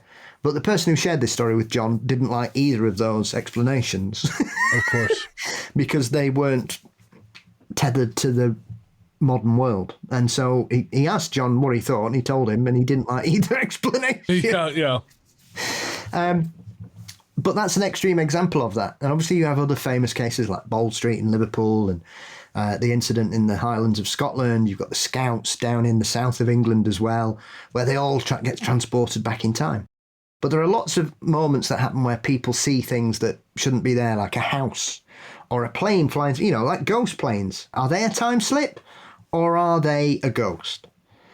It's one of those things, because once again, they're very similar to what Victoria has, because nothing else changes in the environment apart from sometimes it goes very quiet.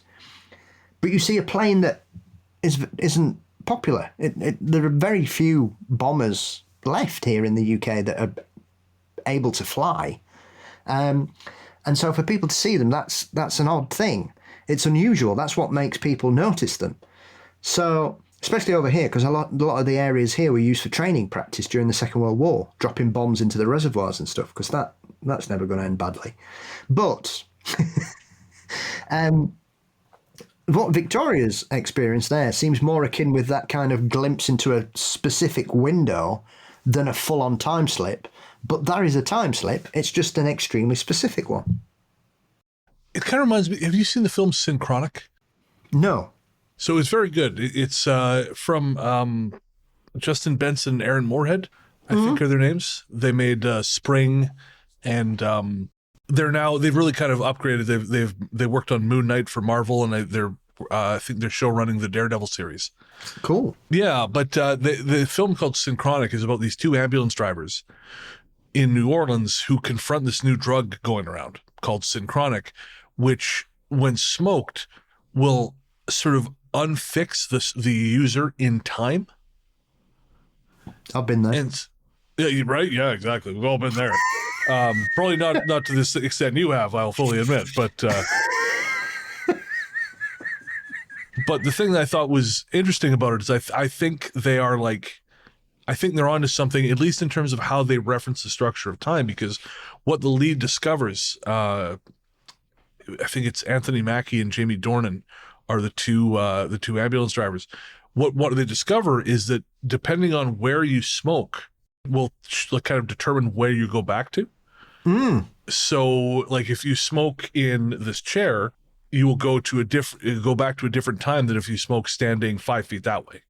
And I've always thought that, if there is any kind of like time connection, it's probably much more complex than we think. So, like, the idea being that there's almost like chains, like looping bike chains that go off in every direction depending on where you stand. And I wonder if that's something like this, like with what she saw is like this, because you're where you were and it's where it is, you're able to see this very direct connection to what it was. But if you were standing anywhere else or situated anywhere else, maybe you wouldn't have seen it. Yeah, absolutely. I didn't think that's a far-fetched explanation at all. I think that seems perfectly reasonable. And obviously it's happened before. Yeah, of course. Yeah.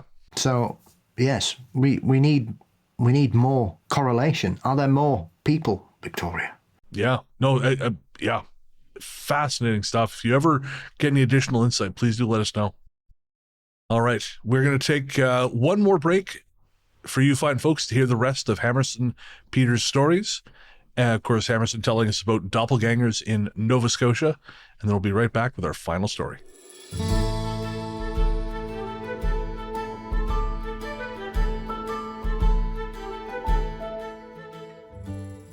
Helen Creighton is not the only maritime folklorist to document Nova Scotian doppelganger stories.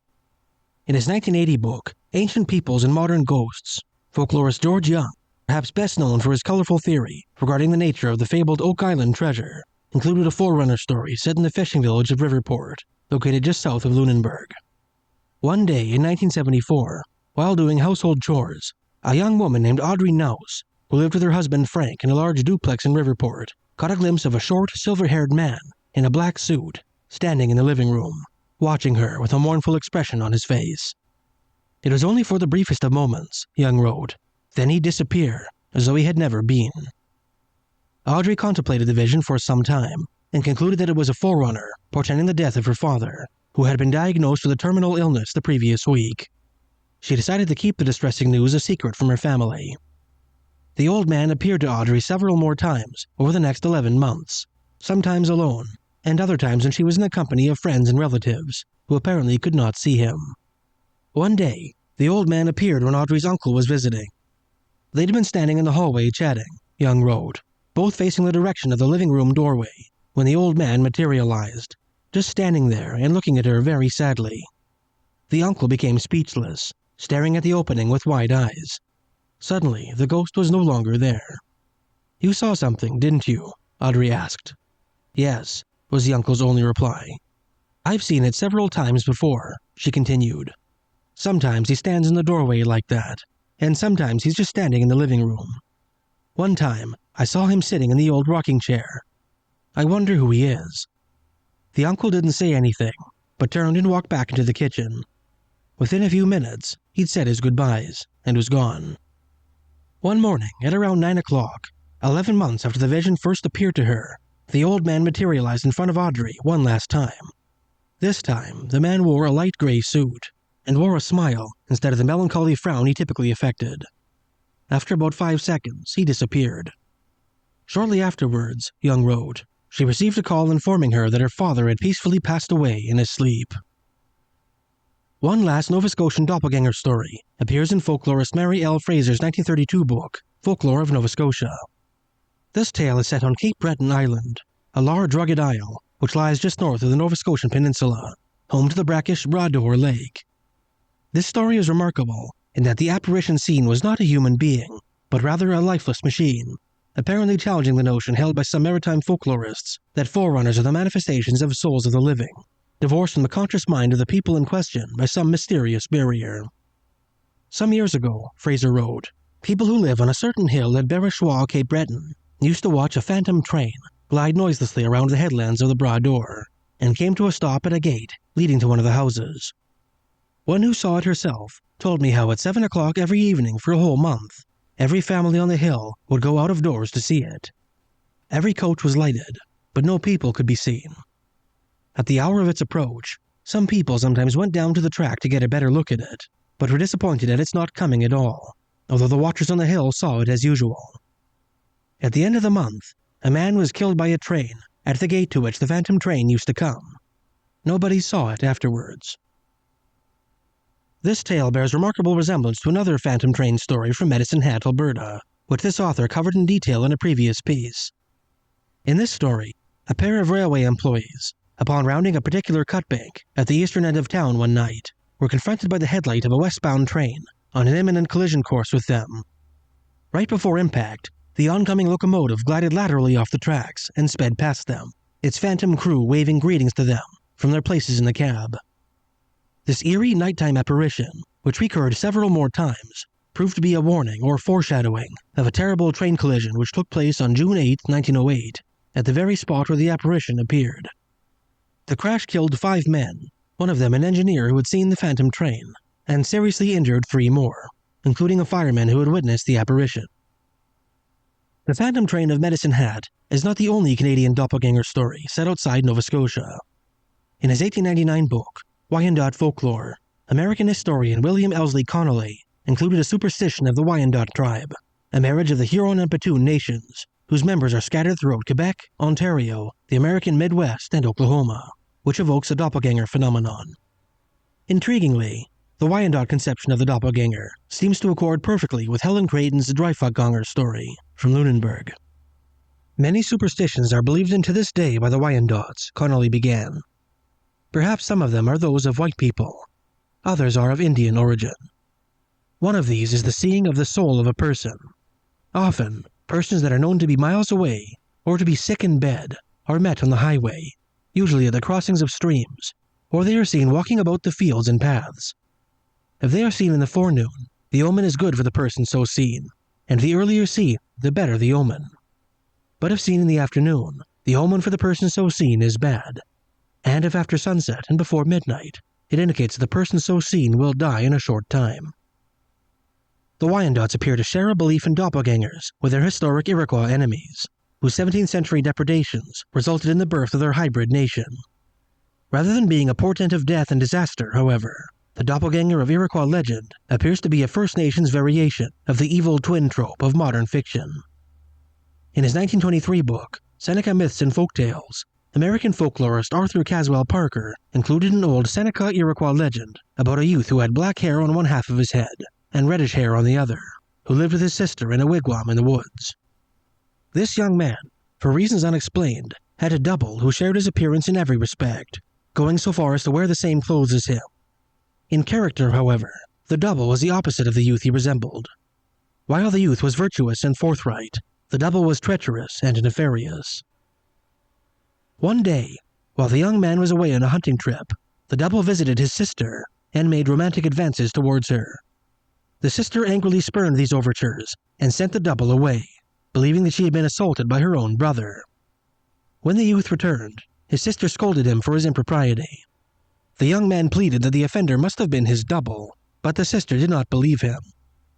Some time later, the youth went out on another hunting trip.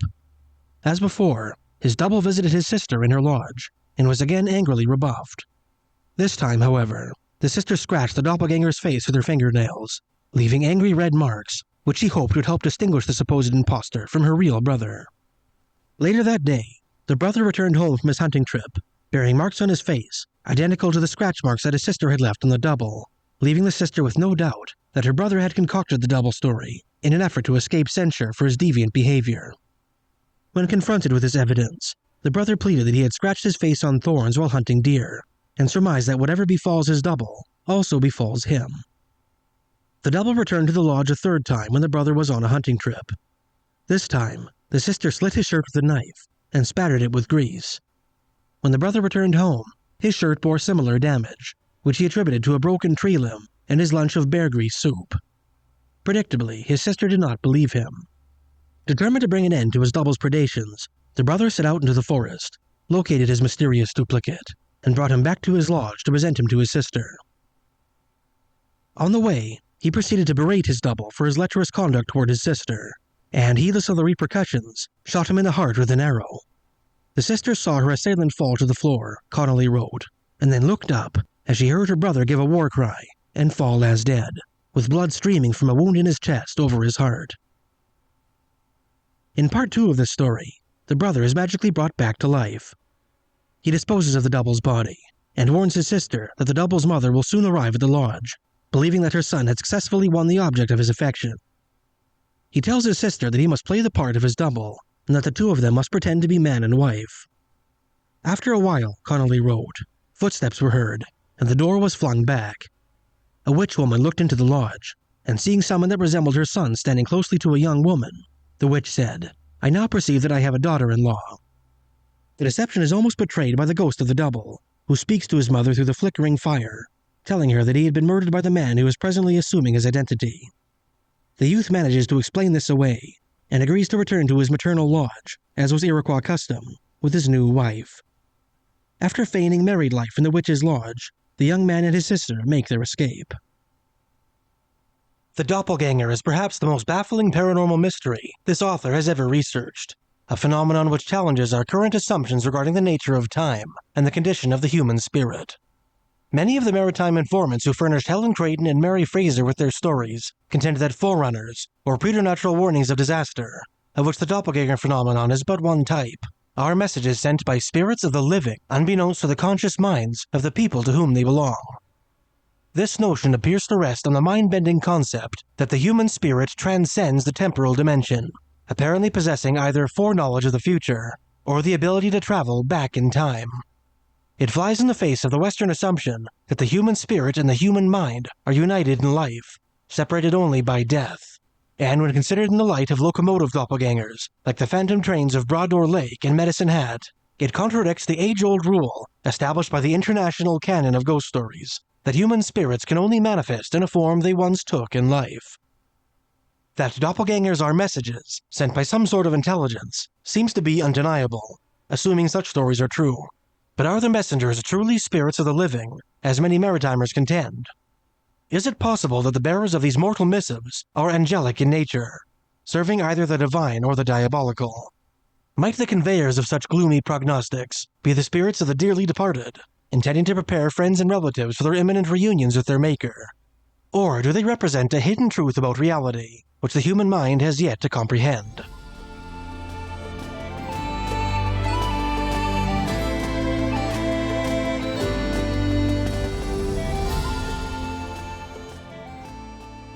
Utah, from Keeley. Hey guys, I just want to say I absolutely love your podcast. The banter between you guys and the way you fly completely off tangent completely kills me, often with me getting weird looks from coworkers because of how hard I'm laughing. Brennan, your laugh gets me every time. It's the perfect evil laugh. And Paul, your knowledge in all things paranormal is amazing. I love your segment on mental health as someone who struggles with it as well. It's so great to hear it. Keep up the amazing work, you two. I've sent quite a few stories to you and I hope to hear them, some of them, on the podcast and see what you have to say about my experiences. Much love, Keeley. All right, so first story from Keeley. I don't know if this would be considered a paranormal experience or just that intuitive voice you hear when you shouldn't do something. Anyway, I was driving to Salt Lake City from my hometown in Utah. It's roughly a 2.5 to 3 hour drive. As I was leaving this little town in the absolute middle of nowhere, I was stuck behind about 4 cars going so slowly. So I decided to go around them as soon as it was safe. As I went to go around, I heard a voice saying, "If you do this, you're going to get into an accident." And sure enough, about a mile down the road, a car coming the opposite direction came into my lane and hit the car in front of the car in front of me. The lady who caused the accident rolled out 3 times next to me, landing upside down, and the guy she hit was thrown through his windshield. Had I not listened to that voice, that could have been me. And on the day before my birthday, I still get major anxiety driving through that stretch of road. Anyway, moral of the story, always listen to that voice. It just might save your life.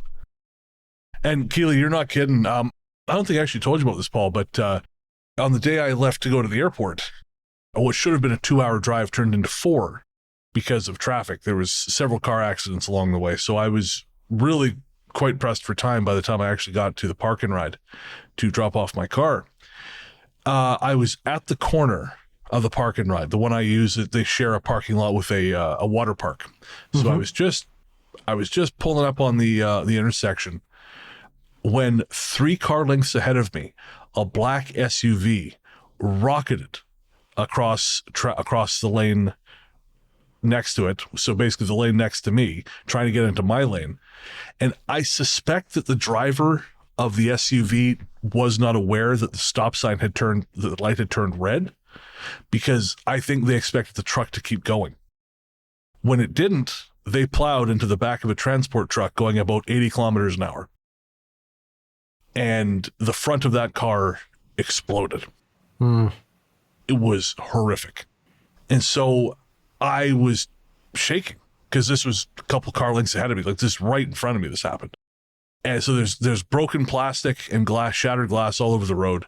So I pull over and 2 people approached the SUV, which is completely flattened on the driver's side. The driver's side is what impacted the back of the car. And the 2 guys who approached the wreck, one of whom was the driver of the truck that got hit, I noticed they're filming. Like they're not, there's no one's on the phone to 911. They're filming the wrecks with their phones. And I thought, are you fucking kidding me? So I called 911 and basically I stayed there until the cops turned up. But it was terrifying.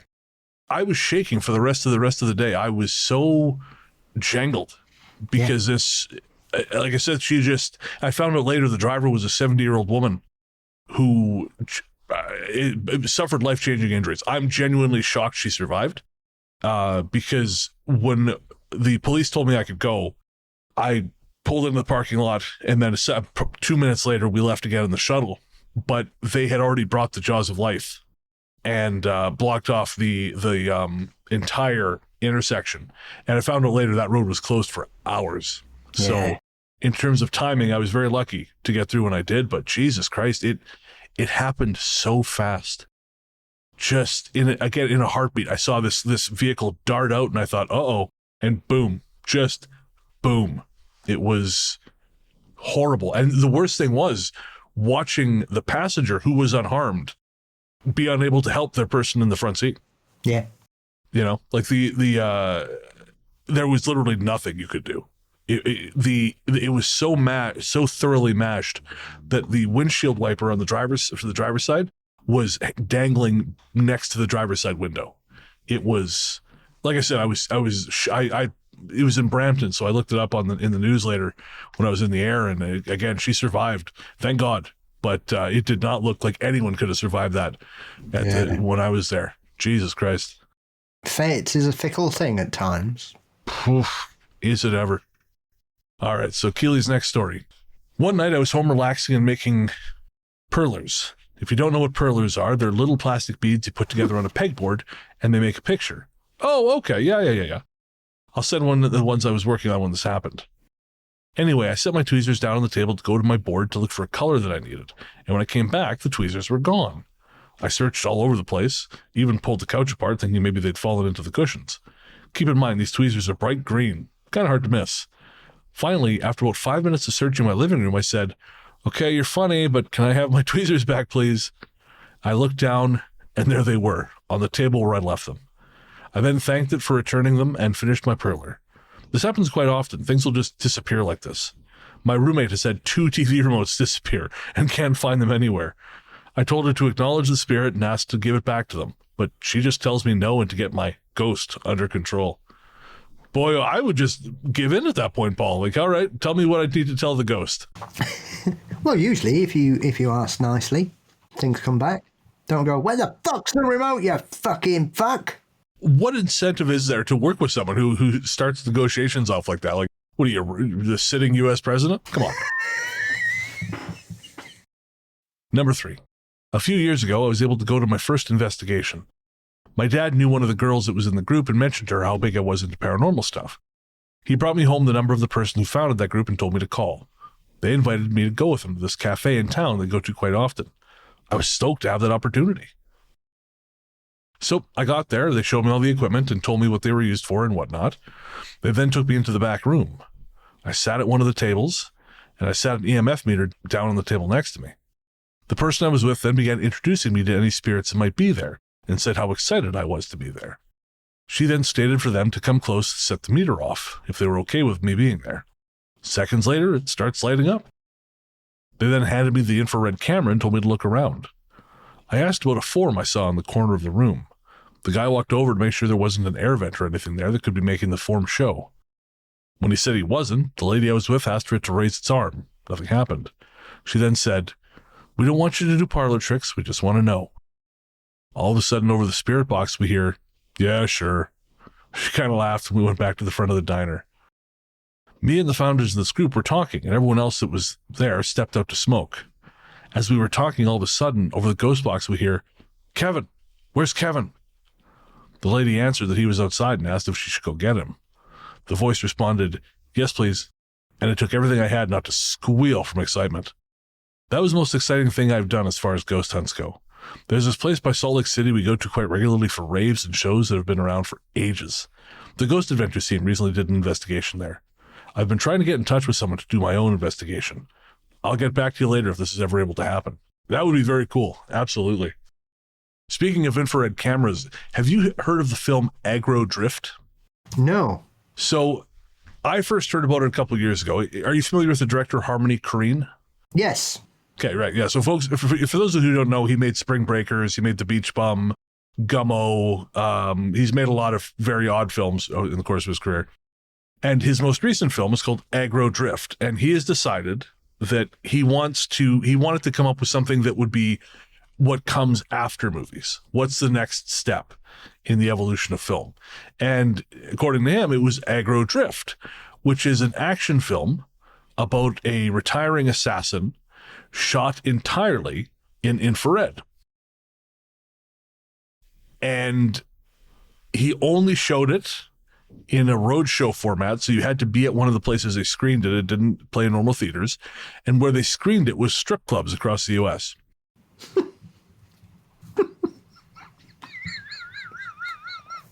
Why not? Why not? Yeah, so I finally found it.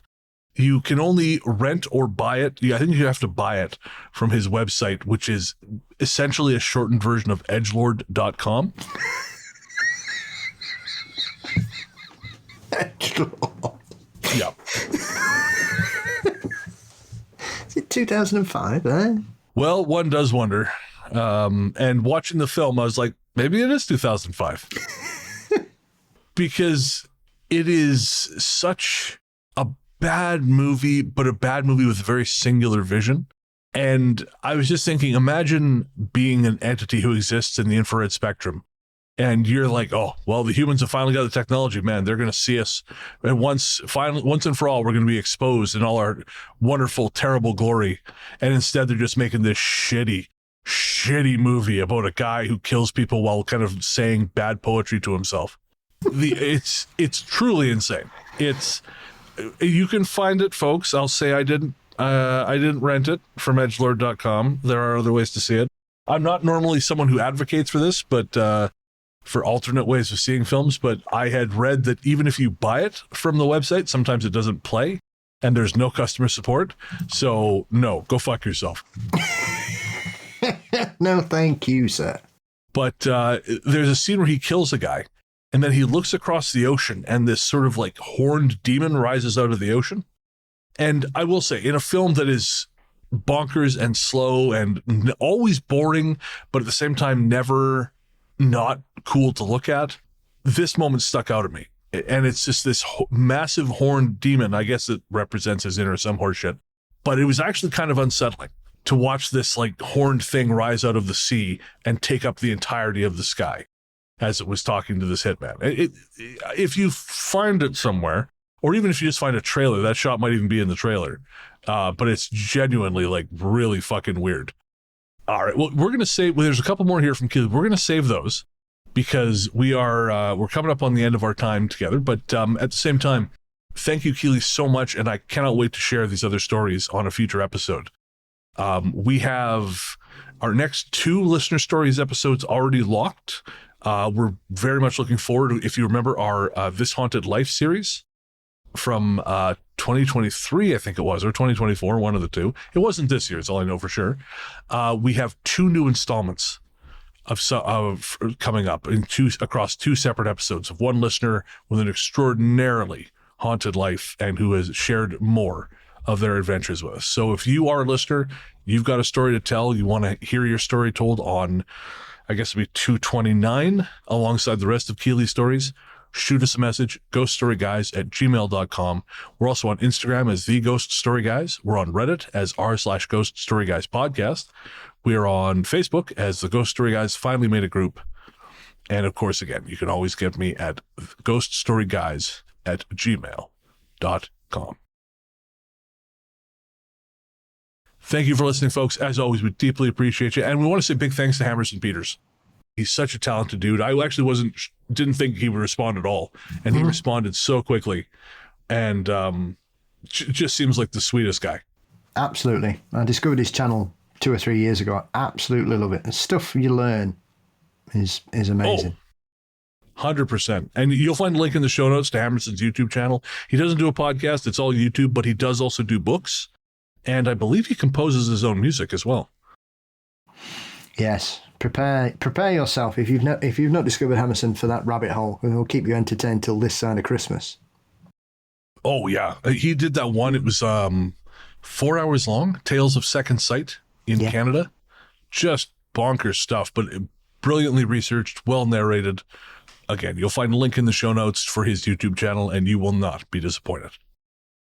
All right, we're going to take a quick break, and we'll be right back.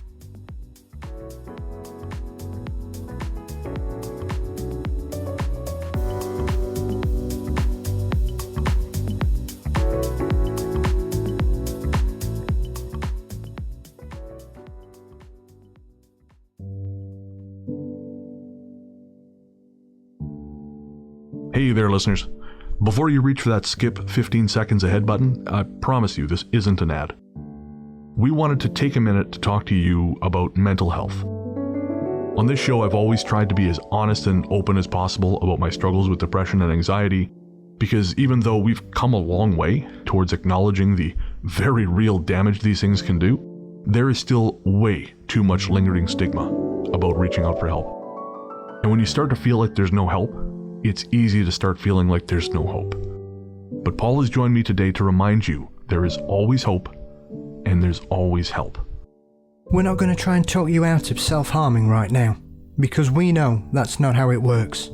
Instead, what we wanted to do was tell you something now and hope that should things get bad, you'll remember it and make a phone call or send a text message before you make any permanent decisions. As someone who knows all too well just how important mental health can be, it's never too late to reach out. In Canada, the number to call is 133-456-4566. In the USA, the new number to call is 988. That's 988.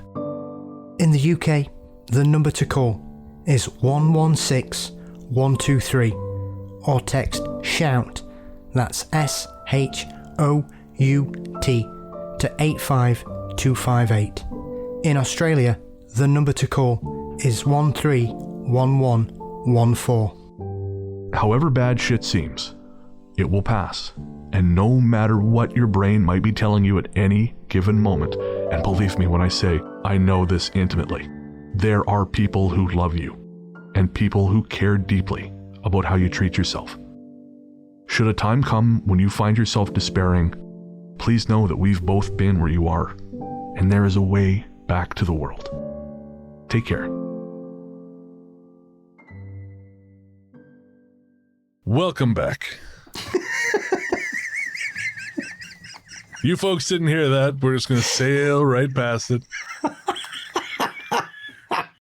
The Ghost Story Guys are Luke Greensmith, who helps us find our stories. He's also host of the Folklore podcast, available everywhere. Fine podcasts live. Mark Semler and Tanya Downing, who help manage our Facebook community. Our paranormal conductor is Mr. Brennan Storr. Making sure you only hear the stuff that's not going to haunt your dreams. That story will haunt your dreams. You're not wrong. Can't wait to hear it and have my dreams haunted. And of course, my friend, co-host, and spiritual tormentor is the one, the only, the inimitable Paul Bestel, the paranormal Johnny Carson himself, host of Mysteries and Monsters. Paul, what's coming up on M&M? It's Halloween, so of course it's time for Ruth Roper Wild to return as we share some stories from our upcoming new book, These Haunted Times, Volume 6. As we dive into some of the strange collections that she's garnered for this next book, which is once again going to be another whopper. So keep your eyes out because that's due out in the next few weeks. And so Ruth and I share some of the stories exclusively from her brand new book. Very cool. I haven't even gotten a copy yet, and I'm supposed to be narrating the thing very soon. Very exciting. I'm still waiting for my re-release of Welcome to the Pleasure Dome. That's due out next week, so that's what I'm excited about the most. But you can find Mysteries and Monsters. See what I did there? Segue. Very nice. Thanks. You can find Mysteries and Monsters across most social media platforms and all podcast sites. Fabulous. I'm Largely the Truth on Threads, Instagram, Blue Sky, and Letterboxd. And you can find my horror fiction show, Fear Daily, everywhere fine podcasts live. And as we said at the top of the show, we could not do this without our patrons, Apple Podcasts, and YouTube subscribers. For real, you guys are just the backbone of this show, and we appreciate every single one of you, past and present. And if you'd like to get access to early ad-free releases, bonus episodes, extra conversations between myself and Paul, our monthly live stream, and our Ghost Force shoutouts, you can click the link in the show notes or head to patreon.com/ghoststoryguys. Again, that's patreon.com/ghoststoryguys for as little as $1 a month. You can help us do what we do. And again, if everyone who listened to the show donated $1 a month, by God, that would be life-changing amounts of money. But however many of you do it, we appreciate every single one of you. And again, you can do that by clicking the link in the show notes or by heading to patreon.com/ghoststoryguys or by becoming a friend of the cabin on Apple Podcasts or YouTube. Paul, my friend, any guest spots coming up? No. You were on Supernatural Circumstances? I was, yes. Yeah, that's gone down well. Really? Yeah, no, it has. Yeah, it's been all right. It's been all right. Yeah. There's, when you dismantle allegations with facts, people tend to get annoyed. Of course, because you were talking about the Smurl haunting, the basis of the most recent Conjuring film. Is that what it is? Haunting, eh? I can think of another word beginning with H. The Smurl happening. Yes, absolutely. So, yeah, unpick all that, because as with a lot of things, I think Smurl was quite a small case that got exploded out of all proportion, personally.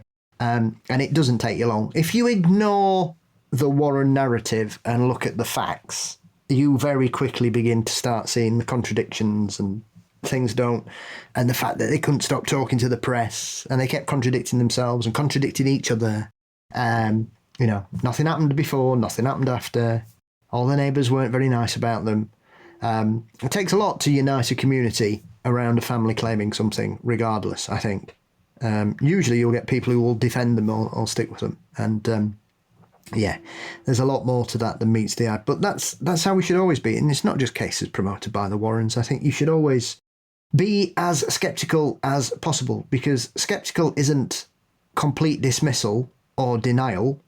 Skeptic is analysing the evidence and the facts to see what can and cannot be explained. And you don't need to leap straight away to the stupidest, well, not the stupidest, but the strangest explanation often, without going through everything else. And you should apply that to any case that gets pushed forward, and not cherry pick it, because you'll sometimes come across cases you really like, and you may end up finding that perhaps it's not as big as that. I mean, I cover one of those on my latest episode that's about to land with Icy Sedgwick. We talk about Fisher's Ghost,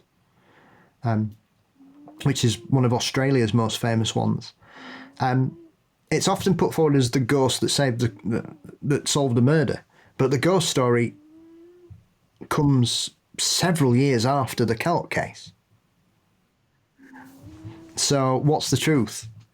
It's not like the Gainsborough incident, which is a very famous one from America, or the murder in the Red Barn that happened over here in the UK, which were both seemingly paranormal solved murders.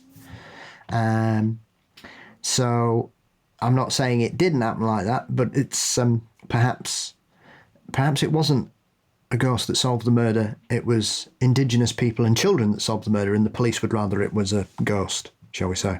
Malfeasance from the police. I'm shocked. Who could have thought such colonial ideals would still be prevalent 200 years ago in Australia, right? Well, as long as that episode ends with Ed and Lorraine Warren's good name intact, I'm sure everyone will love it. Oh, absolutely. I show them the absolute respect that they deserve. Fabulous. Guess what? I've actually been busy. I appeared at this isn't available anywhere, but I appeared at the West Shore Rotary Club in Victoria when I was in town. They didn't realize, they thought we both lived there. So they invited both of us. And I happened to be passing through. There's no fucking plane ticket. I mean, lunch was free, but I had to pay for my own gas to get up there. What did you eat? I had a lovely Reuben sandwich. What's that? It's a corn pastrami and sauerkraut with Swiss cheese on rye bread. Oh, I'd like that. Yeah, they're very good. I had a piece of quiche and a bunch of coffee. Oh. The high treatment you miss out on by not being here in Canada. Blooming heck. And then I was invited to appear on CBC Blue Sky Saskatchewan with sociology professor from the University of Regina, Cassandra Ozog, talking about why we like being scared. Cassandra was very cool. I can't remember if she goes by Cassandra or Cassie, but we're going to have her on, or we're going to possibly have her on the show, because she does sort of like a sociology of horror thing, kind of like I used to do with Weird Together, but she's an actual professor, so she knows what she's talking about. Very cool lady, very cool conversation with her and Sam McCaig from CBC. And I'm actually going to be emceeing the live script readings this year at the Forest City Film Festival. So if you are in town over the next couple weeks and you want to hear some very talented actors doing a live script reading, I will be emceeing the event. I'll be narrating the script. And if you're at the Forest City Film Festival, I'll also be working concession quite a bit. So come by, say hi. If you're in the media or if you want to ever speak to Paul or myself or talk to us about appearing at your event, just send us a message. ghoststoryguys@gmail.com is the best place to get us, and we will sort out the details. I'm in Eastern Canada. Paul is in Yorkshire in the UK. But we're always open to speaking engagements. And if there's a little bit of travel involved, well, we can always figure something out. Again, that's ghoststoryguys@gmail.com for all booking arrangements. Our theme song, Radio, Into the Darkness We Go, is composed and performed by Peter Kursov of Pizzanta Music. Find more from him by searching for Pizzanta Music wherever you get your tunes. And I guess that's going to do it. We'll be back next week. But until then... The allergy medication finally wore off, but still into the darkness we go. Come up as we finish. Oh, God.